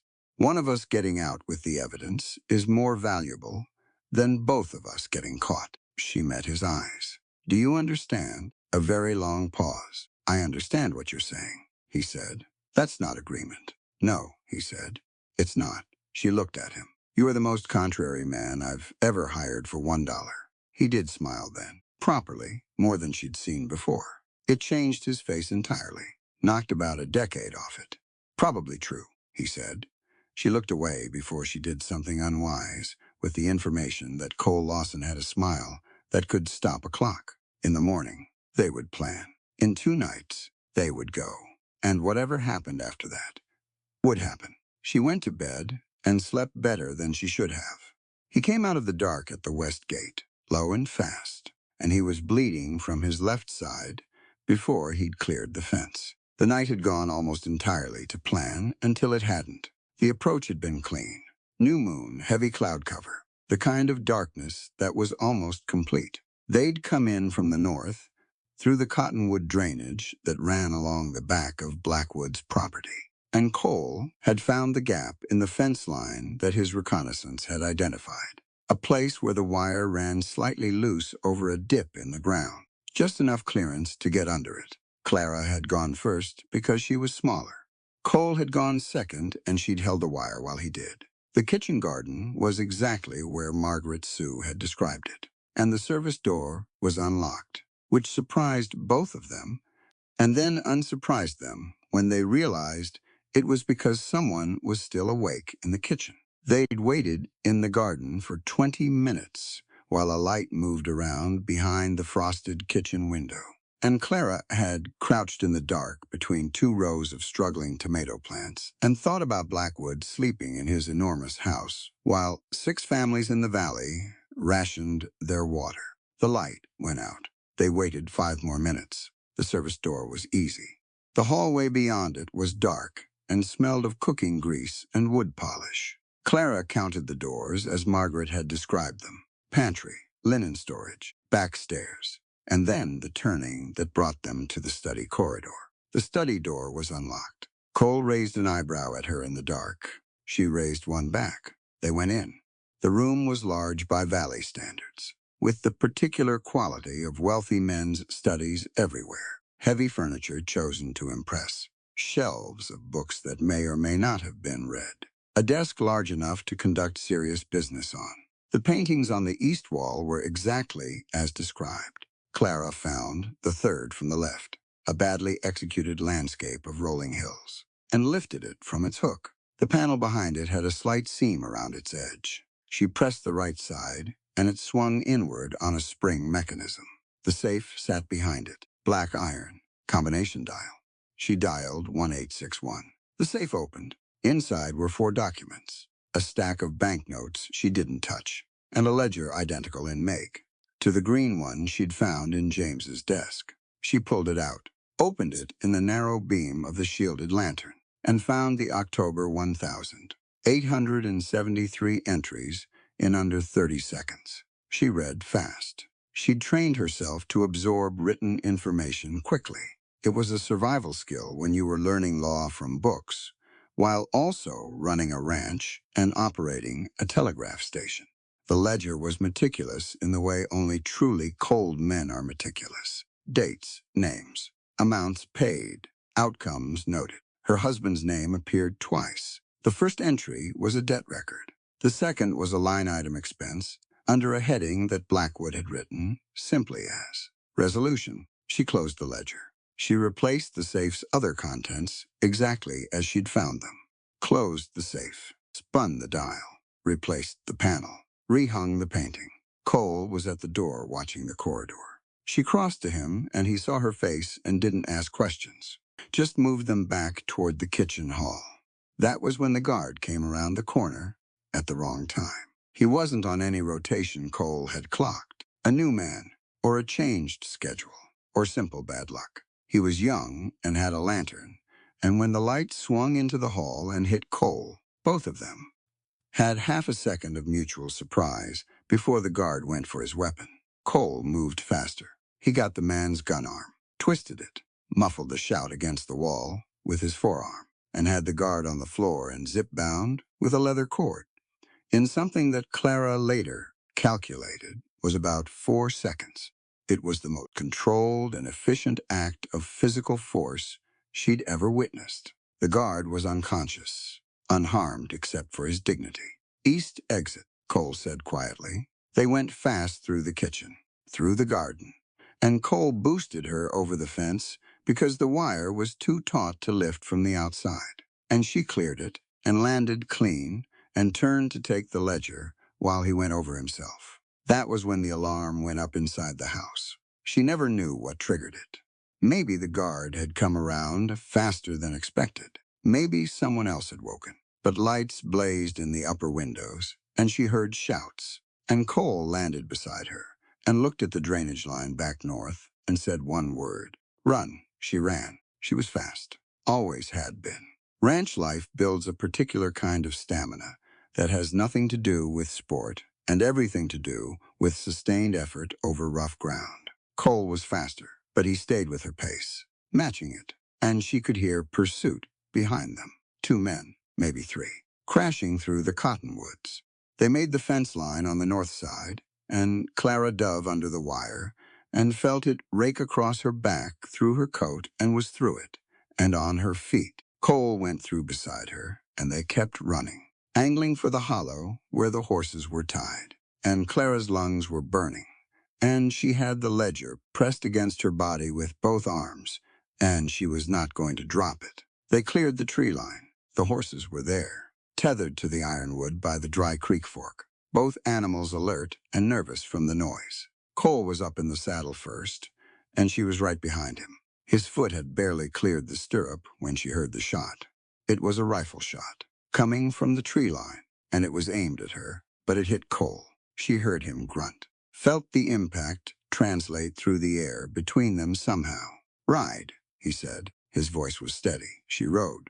They went north and east, staying off the main road, moving through the darkness at a pace that was fast enough to be reckless and necessary enough that the recklessness didn't matter. She could hear Cole's breathing in the dark, controlled, deliberate, the sound of a man managing pain the way he managed everything else. The flash flood hit when they were 4 miles out. It had been building in the mountains for 2 days. She'd been watching the western sky without knowing. That's what she was reading. And it came down the canyon in a wall of sound before it was a wall of water. The roar of it filling the world before either of them could process what they were hearing. Canyon, right, Cole shouted. She saw the silver mine entrance. In the moment, her horse saw it, both of them veering together. The water hit the canyon floor, below them, as they drove the horses through the low entrance arch and inside. And then the roar became everything, filling the limestone corridor with a noise that was larger than any individual thing she'd ever heard. The sound of the earth deciding it was going to move, whether anything else was ready or not. The horses pressed against the back wall. Clara dismounted in the dark and got her hands on Cole's horse's bridle and spoke to the animal steadily, the same low voice she used on frightened things. And after a moment, the horse stopped trying to rear. Cole had dismounted. She could hear him in the darkness, breathing wrong. How bad, she asked. Left side. High up. It's not the lung. A pause. I've had worse. That's a low bar. She was already moving her hands toward her coat, pulling the emergency kit she'd learned to carry since this all began. Sit down. I'm fine. Sit down. Cole, he sat. She found the wound by touch. Shallow, she thought. A graze more than a penetrating injury. But it had carved a furrow through the flesh along his left ribs and was bleeding steadily. She pressed her folded neckerchief against it, hard, and held pressure. Hold this. She guided his hand to the cloth. He held it. She dug in her coat for the bandaging she always carried now, had been carrying since the first night, and worked in the complete darkness by feel, tying off the compress as firmly as she could manage. Outside, the flood roared through the canyon below them. Inside the mine, the horses had settled to nervous shifting, and the stone walls held a damp cold that came up through the floor. Did you get it? Cole asked. I have it. She still had the ledger pressed against her body with her free arm. It's all there. Good, he exhaled. That's what matters. You getting shot is also something that matters, she said, less than the ledger. Cole, pragmatically speaking. She sat back on her heels and looked at where she estimated his face to be in the absolute dark. You are the most infuriating person I have ever worked with. You've only worked with telegraph customers and a dead ranch hand named Rodriguez. Rodriguez isn't dead. He has a broken wheel and a head cut. The point stands. She sat down on the mine floor beside him, which was cold and damp and not comfortable at all, and leaned her back against the stone wall. The roar outside was still enormous, but had begun to have an edge of rhythm to it now, the kind that meant the initial wall of water had passed and it was settling into a run. Cole's shoulder was warm against hers. She didn't move away from it. James tried to fix it at the end, she said. Her voice was quiet under the water noise. He knew what Blackwood had done to those families with the debt schemes, and he was going to go to the papers, and he got killed for it. She looked at the darkness where the mine entrance was, the thin silver movement of floodwater visible at the bottom of it. That's in the ledger. I saw it. I know, Cole said. He was a complicated man who made terrible choices, and then one very brave one. She was quiet for a moment. I can live with that. Cole's hand found hers in the dark. He didn't do anything with it, just covered it with his, warm and solid and careful. She turned her hand over and held his back. How long do you think the flood runs? She asked. Hour, maybe two. Then we wait. Then we wait, he agreed. The water ran outside in the dark. The horses breathed behind them. The mine held its cold around them and the stone pressed at their backs. And Clara sat in the darkness, with a murdered man's confession against her ribs and a living man's hand in hers. And she listened to the flood and felt, for the first time in a very long time, that she was not carrying everything alone. When the water had dropped enough to clear the entrance, Cole stood first. He offered her his hand in the dark, and she took it and stood, and neither of them let go for a moment longer than was strictly necessary. Then they got the horses and went home through the wet and wrecked canyon in the first gray light of dawn, the ledger safe, the case whole, and whatever had happened in the dark of the mine, riding quietly between them, like something that had always been on its way. The notice went up on a Wednesday. Clara saw it first through the window of the dry goods store in Millhaven, nailed to the post outside, with 3 large spikes, like whoever put it there wanted to make sure it stayed. She went out and read it, standing on the boardwalk in the morning sun. And by the time she'd finished the second paragraph, she had already started calculating her response. Notice of public auction, by order of the Crook County Sheriff's Office. The property known as the Montgomery Water Station and surrounding ranch land, including all water easement rights attached thereto, will be offered for public sale on Saturday, July 19th, 1874, at 10 o'clock in the morning, on the main street of Millhaven, Wyoming Territory. All interested parties are invited to attend. Below the official language, in smaller type, was the name of the presiding auctioneer. Below that, in no type at all, but understood by everyone in the valley, was the name of the only man who would be bidding. She pulled the notice off the post, folded it, put it in her coat pocket. Cole was waiting with the horses at the end of the street. She walked to him, handed him the notice, and watched his face while he read it. The injunction, he said. Blackwood's had 3 weeks to work on Prescott's staff. Or he found a different legal angle I haven't anticipated. She took the notice back. Or he simply decided that the appearance of legality is enough if he moves fast enough and publicly enough that it becomes a fact before anyone can challenge it. She looked down the street. Millhaven on a Wednesday morning was quiet in the way of places that have gotten used to being quiet. Shopkeepers moving behind their windows. 2 men in front of the saloon not quite meeting her eyes. He's banking on the town not pushing back. Will they? She looked at the shopkeepers. The woman behind the dry goods counter, Helen Marsh, whose husband had sold out to Blackwood 2 years ago at a price that hadn't covered his debts. The barber, Elias Tran, who had 3 times refused to extend Blackwood's men credit, and 3 times found his shop window broken the following morning. The 2 men outside the saloon, ranch hands who'd been working for independent operators until those operators sold or folded, on their own.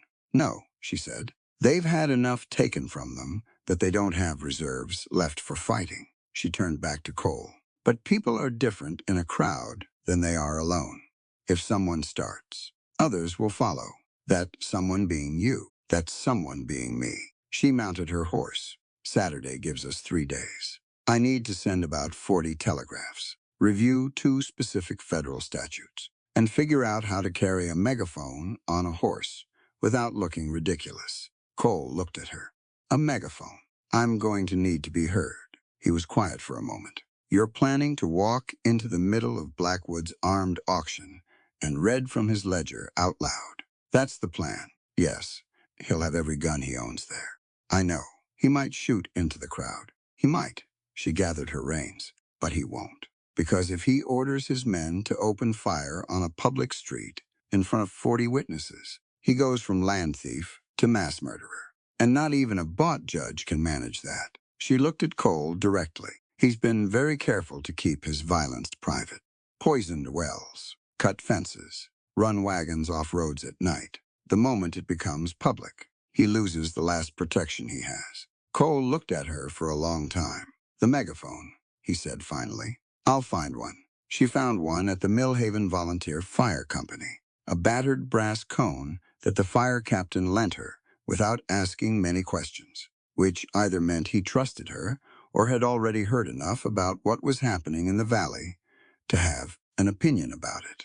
She suspected both. The 3 days were the busiest she'd had since the whole thing began. She sent telegraphs to every federal contact she'd built over the past 2 years. Prescott's clerk, the Territorial Land Office, a federal marshal in Cheyenne named Gordon Hatch, whom she'd corresponded with about a water rights case in a neighboring county, and who had replied in terms that suggested he was an honest man. She sent a telegraph to the editor of the territorial newspaper in Cheyenne, a woman named Frances Alcott, who had published 3 pieces about Blackwood's land consolidation in the past year and had been building a case of her own. She sent one to the Casper paper and one to the Denver paper and one to a network of independent telegraph operators across the territory who relayed messages between stations and who constituted, she had always believed, one of the most underestimated information networks in the American West.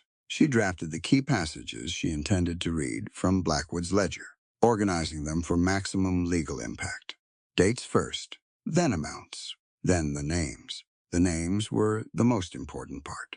When people heard their neighbors' names in the record of theft and coercion, it would stop being an abstract legal dispute and become something personal and immediate. Cole spent the 3 days in a different kind of preparation. He rode the perimeter of Millhaven twice, mapping sight lines and entry points, and the positions that Blackwood's men would most likely take up if they were trying to control a crowd. He spoke briefly to Elias the barber and to 2 of the ranch hands and to the owner of the feed store on the south end of Main Street.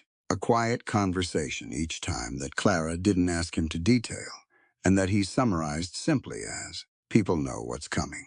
On Friday night, they sat at Clara's desk with the ledger, and her notes spread between them, and went through it one more time. You read the financial entries first, Cole said. The debt schemes. That establishes the pattern.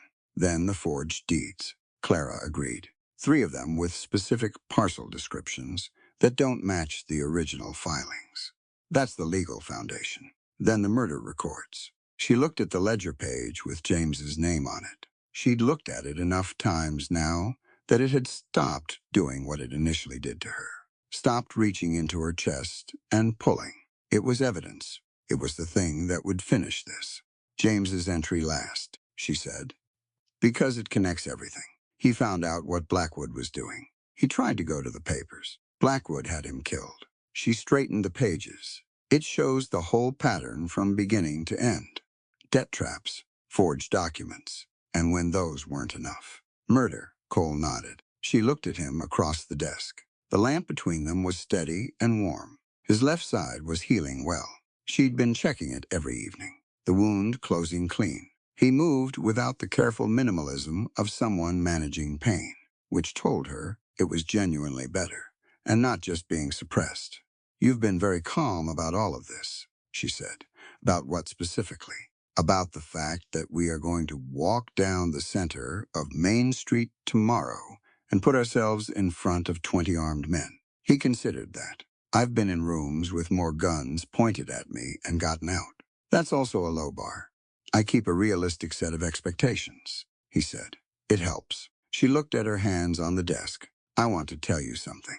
He waited. Whatever happens tomorrow, she said, I want you to know that the past few weeks have been. She paused. which she didn't usually do. Clara Montgomery did not typically struggle for words. They've changed things for me. How I think about what I'm doing here and why. Having someone who actually engages with the work instead of just looking past me to find the real authority in the room. She met his eyes. I don't take that for granted. He held her gaze. The lamp flickered once. I'm going to touch you something back, he said. All right. I rode into that station 3 weeks ago because I saw the lights go wrong, and I'm constitutionally incapable of riding past a problem. That's the honest version. He looked at the table briefly, then back at her. But I've stayed because I wanted to stay. That part was a choice. He paused. I haven't chosen to stay somewhere in a long time. The lamp was steady. The valley outside was silent. She stood up from the table and walked around it. He turned in his chair to face her as she did. She stopped in front of him and looked at him, close enough that the lamp lit both of them equally. When this is over, she said. When this is over, he said. That was sufficient. She leaned down and kissed him, and he brought his hand up to the side of her face. And it was not a brief or uncertain thing. It was a kiss that had 3 weeks of night watches and shared meals and honest conversations in it. And when she straightened up, they both sat with it for a moment. Get some sleep, she said. You too, he said. She went to her room. She did not sleep immediately, but she lay there in the dark feeling, remarkably clear-headed about everything, which was either courage or something like it. And when she did sleep, she slept well. Saturday morning came in gray and cool. Clara wore her best coat, the dark blue wool one she'd bought in Cincinnati 7 years ago and maintained carefully since. She wore her hair pinned properly, not because she cared about appearances in any frivolous sense, but because she understood that perception was a tool like any other, and she intended to use every tool available. She carried the ledger in a leather satchel over her shoulder, and the megaphone in her left hand, and her derringer in her right coat pocket. Cole wore the same clothes he always wore, dark and functional, but he'd cleaned the dust off his hat and oiled his boots, which was the frontier version of dressing for an occasion. He checked his revolver once, holstered it, and didn't touch it again. They rode into Millhaven at 9:45. The main street was already crowded. Blackwood's people had been working on this. She could see that immediately. There was a festive pretense layered over the proceedings. A wagon with the auctioneer's platform at the south end of the street. A crowd of perhaps 60 people who had been gathered through a combination of genuine curiosity, coercion, and the free whiskey that 2 of Blackwood's men were distributing from a barrel outside the saloon. Blackwood himself stood to the right of the auctioneer's platform on a slight rise that let him see over the crowd. He wore his flat-brimmed imported hat and his dark coat, and the expression of a man who had decided that patience had gotten him everything he needed, and today was simply the final step. 22 men that Clara counted, stationed at intervals through the crowd and at the ends of the street, some obvious with rifles slung, some less obvious but recognizable by the watchfulness and the specific way armed men in crowds hold their shoulders. Sheriff Compton stood at the base of the platform, looking like a man who wished he was somewhere else. The auctioneer was already at his stand, shuffling papers. He was a small man with a large mustache who had been brought in from Laramie and who appeared not to know or not to care whose auction this was, which was either genuine ignorance or professional ethics of a limited variety. Clara and Cole rode to the edge of the crowd and dismounted. People saw them. The crowd shifted, the way crowds do when they sense something is about to happen. Not a commotion, but a realignment of attention. People turning by increments to track the new arrival. Blackwood saw them. His expression didn't change, but his head moved. One slight turn, and she saw 2 of his men, near the back of the crowd, put their hands on their weapons. Cole put himself slightly to her left and rear as they moved through the crowd, not blocking her, not preceding her. Present, she could feel the effect of him as they moved, the slight widening of people's eyes when they recognized him, the careful stillness that settled around them as they passed. He had told her once that his reputation was a tool. She was watching him use it now. The auctioneer called the proceedings to order. Good morning. I've been retained to conduct a legal sale of the property described as the Montgomery Water Station and attached ranch lands under deed number. Clara walked to the platform and stepped up onto it. The auctioneer stopped talking. He looked at her with the expression of a man who had not budgeted for this specific situation. I apologize for the interruption, Clara said pleasantly. She lifted the megaphone and addressed the crowd. My name is Clara Montgomery. This auction is for my property. She looked out at the 60-odd faces watching her. Many of them people she recognized, had traded with, had telegraphed messages for. I have a few things to say about it before it starts, and I'd ask for 5 minutes of your time. A ripple through the crowd. Someone near the back said something she couldn't hear. Blackwood, on his rise, had his eyes on Cole. Cole stood at the edge of the platform, with his hands easy and visible, and looked back at Blackwood without expression. 5 years ago, Clara said, her voice carrying through the megaphone over the morning air. Harlan Blackwood began a systematic practice of debt entrapment against the independent ranching families in this valley. I have his records here. She held up the ledger from her satchel. This is his own accounting, in his own hand. I'm going to read you some of it. Blackwood moved. She saw it in her peripheral vision. A shift of his weight, his head turning to the man nearest him. The Halverson family, Clara continued, her voice steady and clear. Borrowed $400 from Blackwood in 1,870 against their grazing license. The note included a 15% interest rate and a property lien provision written in language that standard contract law does not permit. When Eric Halverson couldn't pay, Blackwood acquired their eastern pasture for 11 cents on the dollar. She looked at the crowd. That pasture has a creek on it. You know what Blackwood did with the creek access. She saw Eric Halverson in the crowd, a large, weathered Norwegian man who had been in this valley for 8 years. He was very still, listening. The Chen family, she continued, same terms, same year, borrowed to cover a crop loss because their irrigation line was cut at the source point. Their irrigation line was cut by Blackwood's men. I have the expense record for that. It's listed as maintenance. She found the page and held it up. Maintenance, $40, paid to 2 men named Pierce and Webb for what the ledger describes as water infrastructure adjustment. A sound moved through the crowd, low and particular. It was not a sound of surprise. It was a sound of recognition. I have records here for 11 families, Clara said, debt terms that were designed to fail. Property liens written in language meant to obscure what they claimed. And when the legal methods were too slow, or when someone raised their voice too loudly, there are records of that too. She turned a page in the ledger. Her own voice came out even, because she had decided it would. My husband, James Montgomery, is in these records. He discovered what Blackwood was doing, and he intended to go to the territorial papers. There's an entry dated October 14, 1,873, listed under the heading resolution. $40 paid. 2 names. Total silence on Main Street. My husband was murdered, Clara said, for $40 and an entry in a book. She closed the ledger. I am not asking you to feel sorry for me. I am asking you to look at the man standing on that rise and understand what he is and what he has done to this valley and what he intends to continue doing if we let him hold this auction today. She lowered the megaphone and looked directly at Harlan Blackwood.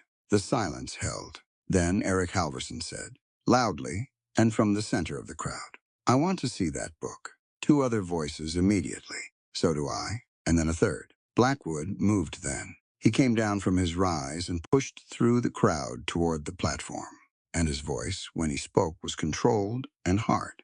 This woman is attempting to disrupt a legal proceeding with stolen property and fraudulent claims. Sheriff Compton, remove her. Compton looked at Clara on the platform, looked at Cole at the edge of it, looked at the crowd. He didn't move. Sheriff, Blackwood said. Mr. Blackwood, Compton said, and his voice was careful. That ledger, is it yours? A pause. It's stolen property. Is it yours? Compton repeated. Another pause. That is irrelevant to the current. Because if it's yours, Compton said slowly, appearing to think this through in real time, then the records in it are yours. And she just read murder records from it. Out loud, in front of 60 people. He looked at Blackwood. I can't remove her. Not now, because then I'm interfering with a federal murder investigation. And I have barely enough political survival instinct left to know that's worse than whatever you're going to do to me for not following orders. Blackwood stared at him. Eric Halverson had started moving toward the platform. Other people were moving too, shifting the crowd, reorganizing itself. And Clara recognized the specific quality of the movement because she'd been watching crowds her whole adult life. And she knew the difference between a frightened group and a deciding one. This was a deciding one. The first shot came from the alley. Clara didn't know which of Blackwood's men fired it. She would never know. It went over the crowd and hit the corner post of the feed store. And in the fraction of a second between the shot and the crowd's reaction, she made one clear assessment. Blackwood hadn't ordered it. She could see his face in the moment after the shot rang out, and it showed what controlled men show when something has gone outside their control. He turned toward the alley with his mouth already opening to shout an order. Too late. The crowd broke. 60 people in a confined space responding to a gunshot produce a specific kind of chaos. Half go to ground, half run, and the running half has no organized direction, which means they run in every direction simultaneously. And within 10 seconds, Main Street in Millhaven had become a compressed, panicking, shouting tangle of bodies. Clara dropped from the platform the moment the shot fired, landing in a crouch, staying below the sight line of the crowd, keeping her satchel pressed to her body with both arms. Cole was at her shoulder in 2 seconds. She didn't look, but she felt it, the hand on her arm that said here, this way, pulling her along the edge of the platform toward the south side of the street. East wall, he said against her ear. Go. She went, low and fast, skirting the edge of the chaos, and she heard 2 more shots from different locations, which told her more than one of Blackwood's men had decided that the situation called for escalation. She heard someone shout Cole's name. She heard glass break somewhere to her left. Then she heard Cole make a sharp sound behind her. She turned. He was still on his feet.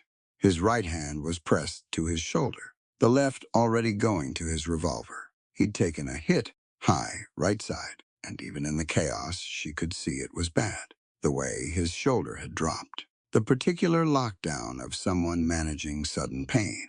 Keep moving, he said. The crowd, he gestured with his chin, still covering their direction, even as his right arm was going difficult on him. Get to the east wall. You're the one with the ledger. She got moving. He was right. She hated that he was right. The east wall of the hardware store had an overhang that created a shallow covered passage, and 3 of the valley's ranchers were already pressed against it. The Halverson family and 2 of the independent operators from the North Range. Eric Halverson had a rifle in his hands that he hadn't had 20 minutes ago, which told her he'd planned for a particular outcome when he came to town this morning. You all right? He asked when she got there. Yes, she wasn't. Her hands were shaking. Finally, now that she was moving instead of standing on a platform, Cole's hit. Halverson looked out at the street. Cole had made it to the edge of the hardware store, pressed himself against the corner, and was doing something technical, and focused with his revolver one-handed, while his right arm hung with controlled purpose, and it was almost impossible to watch. A shot hit the hardware store sign above them. Halverson pulled Clara flat against the wall by reflex. How many of his men are still operational? She asked. I count 8, maybe 9. 4 of them have scattered. A few more look like they're trying to get out of the situation rather than into it. He looked at her. You had everyone's names in that book. I know. The Garrison boys are in the crowd. Their father was one of yours. She understood immediately. The Garrison family. 3 brothers who had grown up on their parents' ranch before Blackwood drove their father to sell in 1872. Were large men with long memories, and, as it currently appeared, good timing.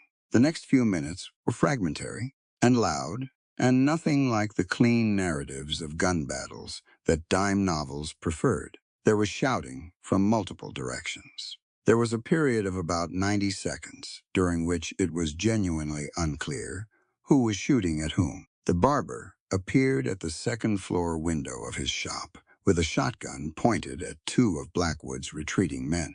And while he didn't fire it, the presence of it altered those men's decision-making noticeably. What cleared it, finally, was the sound of horses. 4 horses, coming up the South Road at a hard gallop. Riders in federal configuration. Clara knew what federal configuration looked like because she'd been studying law enforcement procedure from a handbook she'd ordered from Washington for 8 months, and the way those 4 riders spread out across the road as they entered town was exactly as the handbook described it. Federal marshals. Gordon Hatch had come through. She'd sent him the telegraph on Wednesday. She hadn't told Cole, which she would need to address. She'd also sent a duplicate of the ledger evidence, the passages she'd transcribed from memory, to Hatch's office, along with a request that he attend the auction in an official capacity. His reply had been 4 words: "We'll be there." Saturday, the gunfire stopped. It didn't taper off. It stopped, because that's what happens when 4 men with federal authority and federal rifles ride into a fight. Blackwood's men calculated their situations very quickly, and most of them made the same calculation. Clara came out from the covered passage. The street was a scene. Broken glass. 1 overturned wagon. People pressed against buildings. A general atmosphere of shared adrenaline working its way out. Cole was still against the corner of the hardware store, now sitting with his back against the wall, right arm cradled, watching the federal marshals take control of the street with the expression of a man who is relieved and mildly annoyed at the same time. She went to him. She crouched in front of him and looked at the shoulder. The wound was high and clean entry from what she could tell, which was as optimistic as you could be about being shot. His face was pale in a controlled way. "You knew the marshals were coming," he said. "Wednesday telegram. I didn't tell you because I wasn't certain Hatch would respond in time, and I didn't want it to change our plan if he didn't. You didn't trust me to stay calibrated. I trusted you completely. I just know that you'd have spent 3 days calculating for the marshals being there, and if they hadn't shown up, you'd have gone to Plan B, which was more violence than I wanted, and Plan A was working fine." She looked at his shoulder. "I need to get you to a doctor. In a minute." She followed his gaze. Harlan Blackwood was at the far end of the street, moving toward the alley where his horses were kept.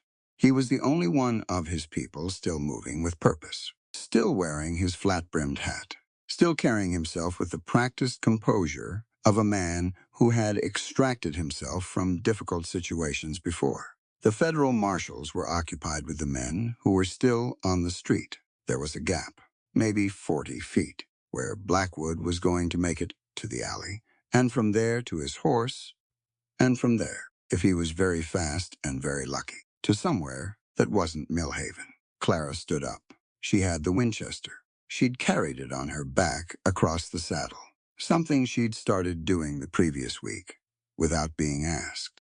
She brought it up, worked the lever one-handed while Cole watched, settled the stock against her shoulder, and sighted down the barrel at the length of Main Street. 40 feet. Moving target. She'd been working on moving targets all week. She fired.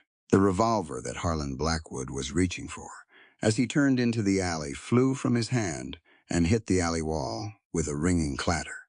Blackwood stopped moving. His hand was untouched.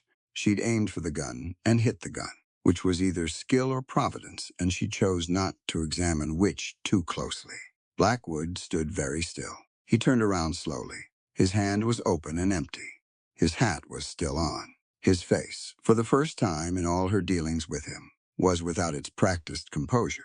And what was underneath it was not what she expected. There was anger.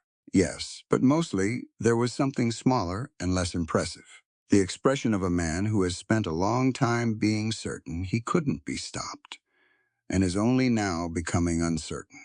Clara walked toward him. She carried the rifle. Behind her, She heard Cole getting up from against the hardware store wall, moving slow and painful, and still moving, because of course he was. She stopped 10 feet from Blackwood. He looked at her. He looked at the rifle. He looked at the crowd, gathering at a respectful distance behind her. Eric Halverson, the Garrison brothers. Elias the barber, who had come down from his window with his shotgun. Others. He looked at the federal marshals working their way toward him. "Shoot me then," Blackwood said. His voice came out rough. "That's what this is. Go ahead." "No," Clara said. He stared at her.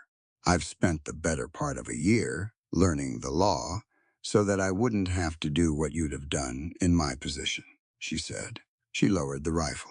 "Not all the way, but enough to show intention. You want me to pull this trigger, because if I do that, I become what you are. And every argument I've made about law and human rights and the proper way to settle disputes gets buried alongside your body. And maybe you get the satisfaction of knowing that in the end, I was just another person who reached for a gun when I ran out of better ideas." She met his eyes. "I'm not doing that." She heard Cole arrive at her left shoulder. He didn't say anything. "Marshal Hatch," Clara said without turning around. "Ma'am." Hatch's voice came from behind and to the right. "Mr. Blackwood is ready to be taken into custody on charges including fraud, conspiracy, land theft, and murder." She did not look away from Blackwood. "The ledger in my satchel contains the documentary evidence for all of it. I'll need a receipt for it." "We'll get you a receipt," Hatch said. Blackwood looked at her for a long moment. The flat-brimmed imported hat sat perfectly level on his head. He had the look of a man trying to find the leverage point, the angle, the deal to be made, and finding none. "You think this changes anything," he said. His voice was quiet now, private. Just the two of them and the 10 feet between them. "Men like me get lawyers. We get continuances. We get appeals. You'll all be fighting this in court for 10 years. Possibly," Clara said. "But you'll be doing it from a jail cell, and your land consolidation is frozen under federal injunction.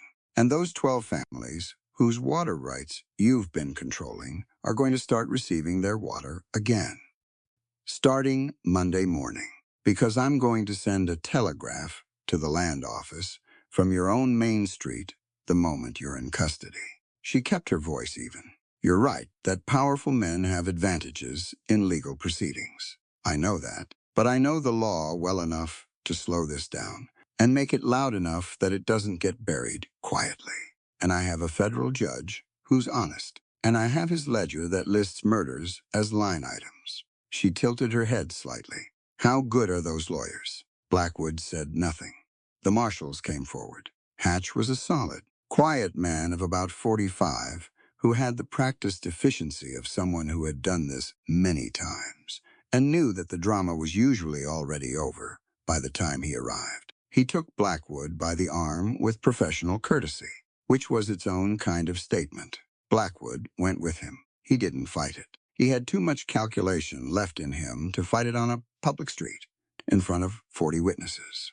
He walked with the marshals toward the south end of the street, and Clara watched him go and felt something she hadn't expected to feel.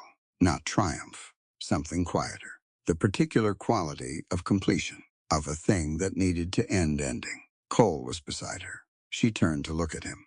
He was pale and holding his right arm very close to his body, and his jaw had the tightness of someone well past the point where maintaining control of pain requires active effort. "Doctor," she said firmly. "In a minute," he said. He was watching Blackwood. "Cole, just let me see it finished." He looked down the street until the marshals had turned the corner with Blackwood. Then he exhaled, one long, slow breath.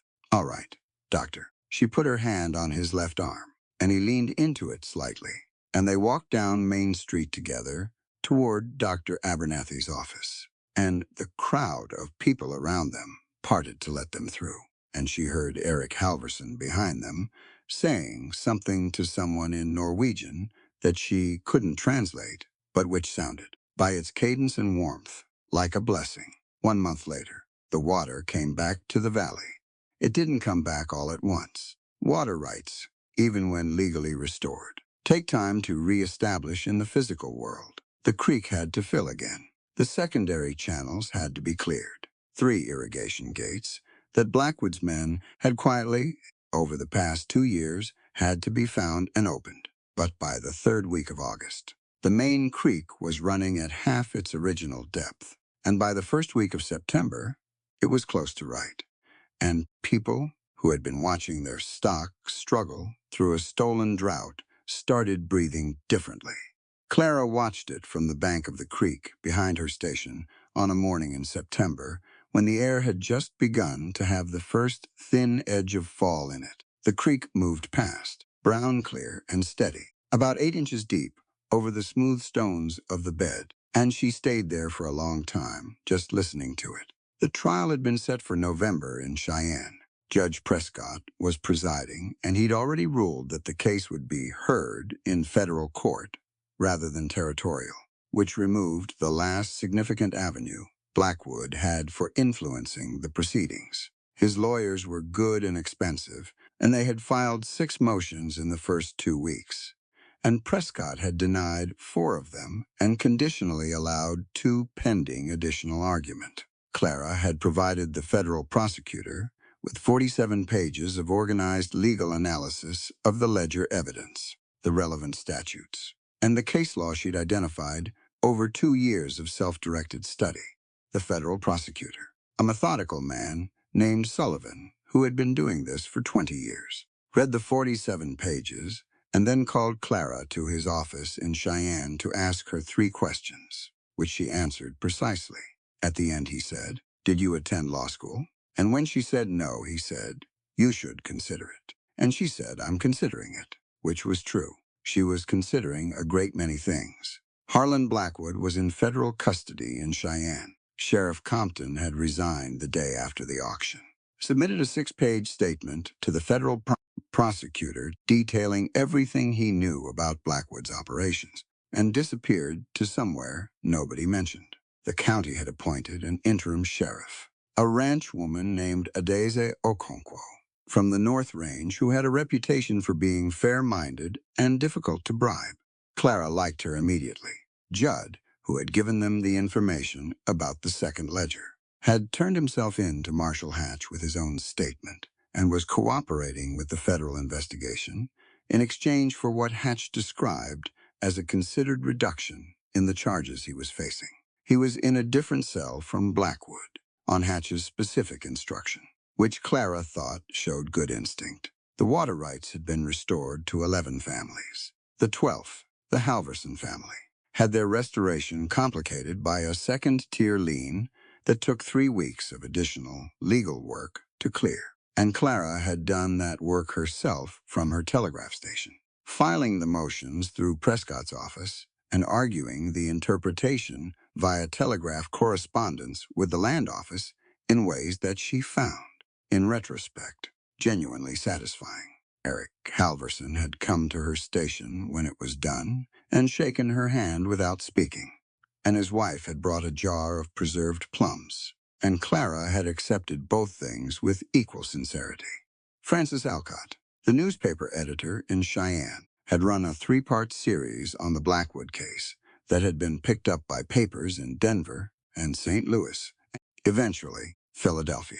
The Philadelphia piece had been read by a law professor at the University of Pennsylvania who had written to Clara asking if she would be willing to correspond about property law and economic coercion in frontier territories. She had written back yes, and they had been corresponding weekly since. She thought about that sometimes. How the telegraph line she'd used to defend a water easement had become a line of communication that extended now to Philadelphia and Cheyenne and Denver and 7 other stations along the territorial network. She'd built it by doing one precise thing extremely well, and the usefulness of it kept expanding outward in ways she hadn't initially imagined. The schoolhouse was Clara's idea, but it had been building for a long time. It started practically. 4 families in the valley had children who hadn't seen the inside of a school in 2 to 3 years. The nearest proper school was in Millhaven, 8 miles on a good road and 14 on a bad one. And the road was bad more than half the year. The children were learning by doing, which was not nothing. But it wasn't reading, and it wasn't numbers, and it wasn't critically the law. She proposed it at a meeting of the Valley's ranching families in the second week of August. 7 families, 3 of them with multiple children, gathered in the main room of Eric Halverson's house because it was the largest. She laid out the idea plainly. The telegraph station's back room, expanded by an additional 12 feet on the east side, could accommodate 10 children at a time. She could teach mornings, 4 days a week. She'd teach reading, writing, arithmetic, and basic legal literacy, by which she meant how to read a contract, what to look for, what questions to ask. She also said, without ceremony, I want to include the Arapaho children from the encampment at the north end of the valley, if their families are willing. I've already spoken with one of the elder women there, a woman named Birdie, and she's bringing it to the others. The same knowledge about how land and water are documented and legally protected should be available to them, arguably. It's more important that they have it than anyone. The room was quiet for a moment. Margaret Halverson said, my husband was taught to read by a man who taught anyone who asked. He always said, you didn't have to be smart to learn to read. You just had to have someone willing to show you. That was, essentially, the vote. 3 families contributed lumber for the expansion. The Garrison brothers, who turned out to be competent carpenters, as well as large men with good timing in a fight, did most of the actual building in the last 2 weeks of August. Clara ordered books from Denver and Cheyenne and Philadelphia. She ordered primers and ledger paper and chalk and 2 slates. And she wrote to the law professor in Pennsylvania and asked if he could recommend a basic text on American property law suitable for young people. And he wrote back that he'd send her something he'd been working on. She was, in short, building. It felt good. Different from the defensive work of the previous months. Different from the fight to hold. What you have work that had been consuming everything. This was accumulative. This added something. Cole built the bookshelves. He built them in the expanded room over 3 days in September, working with the same focused precision he brought to everything he took on. Good straight pine shelves, properly joined, with a strip along the front edge to keep books from sliding. And he measured the room exactly and fitted the shelves so there was no wasted space. When he was done, he stepped back and looked at them and said nothing, which was how he expressed satisfaction. He was still at the station. He hadn't left after the auction. He hadn't said he was staying, and she hadn't asked him to.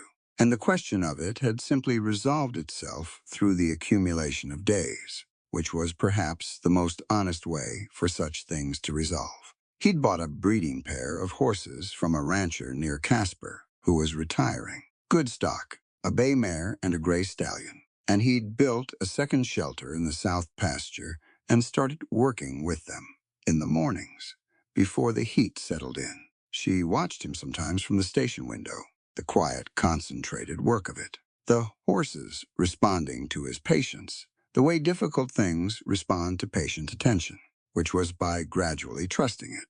He was good at it. She told him so. I'm learning it, he said. There's a difference. Is there?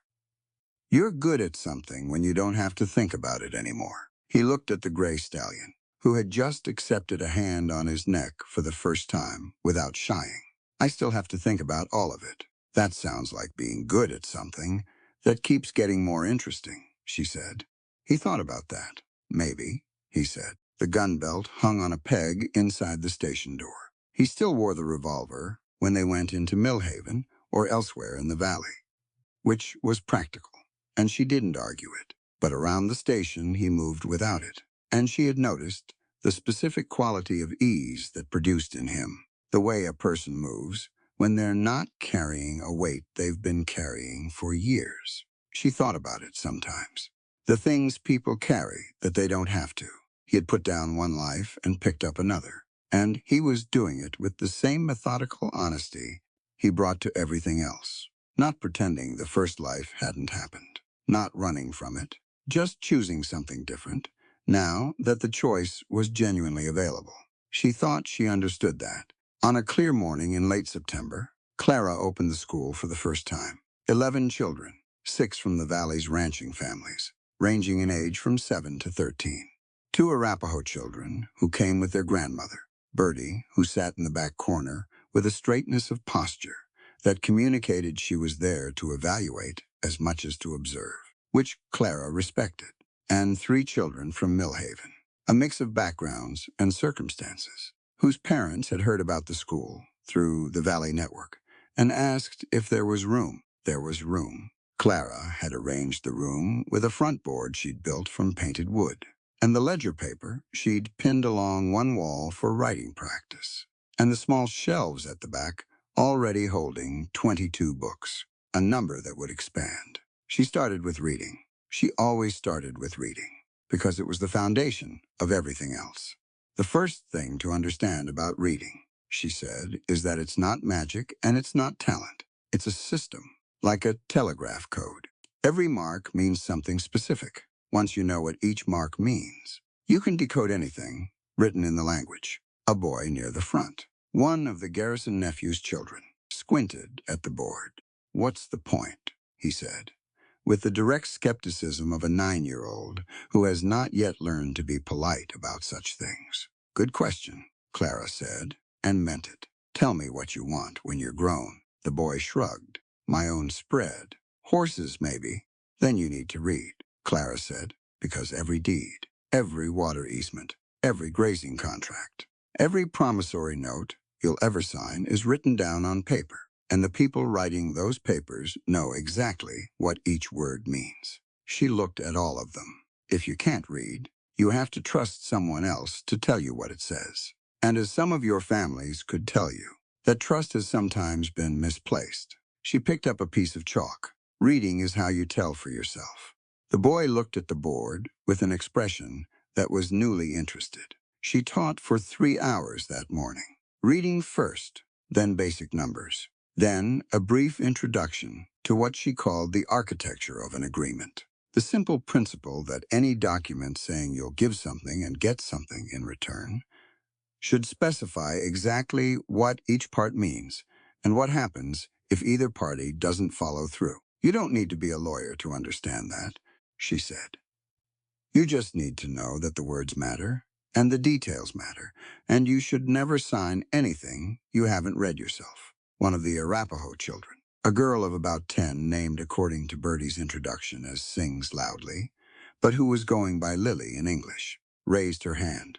"What if you can't read it, and someone tells you it says something good? That's why you're here," Clara said simply.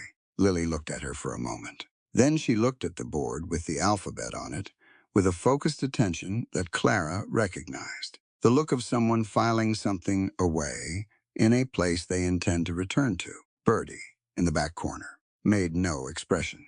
But she had come with 2 children and stayed the whole morning. And when it was done, she said to Clara in careful English, "Tomorrow, both of them. Again, every day I'm here," Clara said. Bertie nodded once and left. Cole had been out with the horses during the morning session. He came in at noon and found Clara sitting at the telegraph machine with a cup of coffee, making notes on the morning's lesson plan while the machine sat quiet. The schoolroom behind her was empty, the books on the shelves, the alphabet still chalked on the board, the smell of chalk dust and pine wood in the air. He looked at the room for a moment. She watched him looking at it. 11 children, she said. "How was it?" "Good. Hard. Better than I expected, and exactly as complicated as I anticipated." She looked at her notes. "There's a 7-year-old who already reads at a 12-year-old's level. Her mother has been teaching her from the Bible. And there's a 13-year-old boy who can't read a word, but does arithmetic in his head faster than I can do it on paper." She paused. "Different minds, different starting points. I need to think about how to manage both in the same room. You'll figure it out." "I know," she said. "It'll just take some time." She looked at him. "How's the gray?" "Coming along." He poured himself coffee from the pot and sat across from her. His shoulder was mostly healed. "Moving well." Dr. Abernathy had done clean work. "I want to try him on the North Range next week, see how he handles new ground." "I'll come," she said. He looked at her. "You hate riding in the cold." "I don't hate it. I dislike it considerably." "You'll complain about your hands." My hands will be cold, and I'll mention it once, which is not complaining. It's noting a factual condition. She held his gaze. I'll come, he almost smiled. The full version, the one that changed his face. All right, he said. The telegraph machine clicked to life. Clara turned to it immediately, the reflex of years. Reading the incoming code without having to think about it, the way a reader processes words without seeing letters. She wrote it down. Federal Prosecutor Sullivan, Cheyenne, regarding United States v. Blackwood. Additional evidence motion approved by Judge Prescott. Trial date confirmed November 14th. We'll need your testimony. She read it twice. Then she set down her pencil and looked at the window, at the valley outside, the creek running in its bed where it belonged, the mountains beyond going gold at the tree line with the first touch of fall. Cheyenne in November, Cole said. Cheyenne in November, she agreed. I'll drive, he said. She looked at him. You'll drive. You can't drive and review your testimony notes at the same time. I've seen you try to do two things at once in a moving wagon. It's dangerous for everyone. I can absolutely. You drove us into a fence post in August trying to read a land survey and hold the reins simultaneously. The fence post was poorly placed. The fence post was where fence posts go, he said, on the fence line. She looked at him for a moment. He looked back at her with the gray eyes, and the expression that was waiting for her to come around to the obvious correct position. Fine, she said. You drive. He nodded, satisfied, and drank his coffee. Outside the valley was doing what valleys do in September in Wyoming, going golden and blue and enormous. The sky so clear it looked painted. The cottonwoods along the creek starting to turn. The whole landscape moving toward winter in its patient annual way, unhurried. Having done this before, and not particularly worried about doing it again, inside the station, the telegraph machine ticked its small, steady rhythm, dot and dash, meaning moving at the speed of light down copper wire to places hundreds of miles away. Clara's books were on their shelves. Cole's coffee cup was on the table. The schoolroom smelled of chalk. The ledger that had convicted Harlan Blackwood was in a federal evidence vault in Cheyenne, doing its final work. Clara finished her notes. She capped her ink pen and set it down and looked at the room that had been the center of a fight for 2 years and was now, increasingly, the center of something else. Something she was still building and intended to keep building. I want to add arithmetic to Wednesday mornings, she said. You teach Tuesday and Thursday now, Cole said. I'm adding Wednesday. You're going to run yourself out. I'm going to hire help in the spring, she said. There's a woman in Millhaven, a former school teacher from Ohio named Margaret, who is currently making her living cooking for people who don't appreciate her. She pulled out a fresh piece of paper. I want to write her a letter. Cole looked at her. You've been planning this for weeks.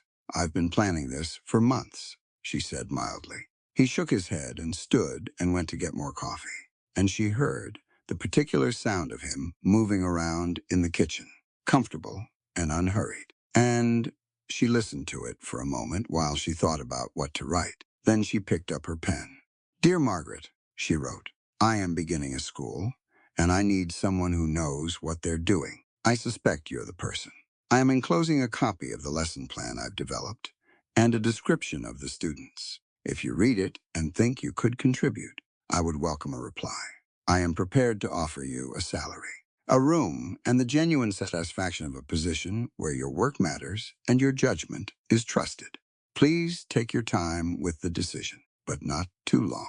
The children are waiting. She folded it, addressed it, set it by the telegraph machine to go out in the morning. Outside, the creek moved over its stone. It had been moving over those stones for 1,000 years before anyone had thought to claim it, and it would be moving over them 1,000 years from now, when all the deeds and ledgers and court documents had turned to dust, and all that would remain was the water itself, going where water goes, which is always somewhere useful. Clara listened to it through the open window. The telegraph clicked in the afternoon quiet. Dot, dash, dot. The alphabet of a country, still figuring out what it wanted to be. There's a moment near the end of this story that I keep coming back to. Clara Montgomery is standing 10 feet from Harlan Blackwood. She has a rifle. He's disarmed. The man who stole her water, forged her deeds, and had her husband murdered is right there in front of her, and she has every reason in the world to pull that trigger. She doesn't. She says, "I've spent the better part of a year learning the law so that I wouldn't have to do what you'd have done in my position." That one sentence is the whole story. Because this isn't really a story about the frontier. It's not about cowboys and gunfights and dust storms, though it has all of those things. It's about what happens when someone refuses to become the thing that hurt them. It's about the choice between power and principle, and how that choice defines you more than any wound ever could. Think about where Clara starts. A widow. Alone. A telegraph operator in a territory where no one expects her to know anything beyond her machine. Blackwood has money, men, a sheriff, and 30 years of doing whatever he wants.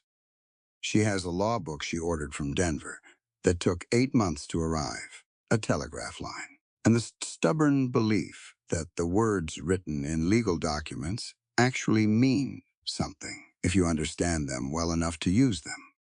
She wins. Not because she's lucky. Not because Cole Lawson rides in and saves her. She wins because she did the work nobody expected her to do. She taught herself property law by firelight. She built a legal argument from scratch. She documented everything, established every record before she needed it. And when the moment came, she transmitted a federal injunction from 300 miles away while armed men stood on her porch waiting for her to fold. The lesson there is so simple it almost sounds naive. Knowledge protects you, not as an abstract idea. Concretely, practically, in the real world, where people with more power than you are counting on the fact that you don't know your rights. Clara knew her rights. She knew them better than the lawyer Blackwood was paying. And that knowledge was the one thing he couldn't take from her, couldn't poison, couldn't cut the supply lines to. But here's the part of the story that I think matters even more than that. Cole Lawson gives Clara a knife and turns his back. In 1874, in the American West, that is a radical act. Every other man in that story either works for Blackwood or steps aside for it. This story exists within the realm of fiction, where imagination shapes reality. Any similarities to real-life individuals, organizations, or events are entirely coincidental. The author does not endorse or represent any real entity through the content of this work.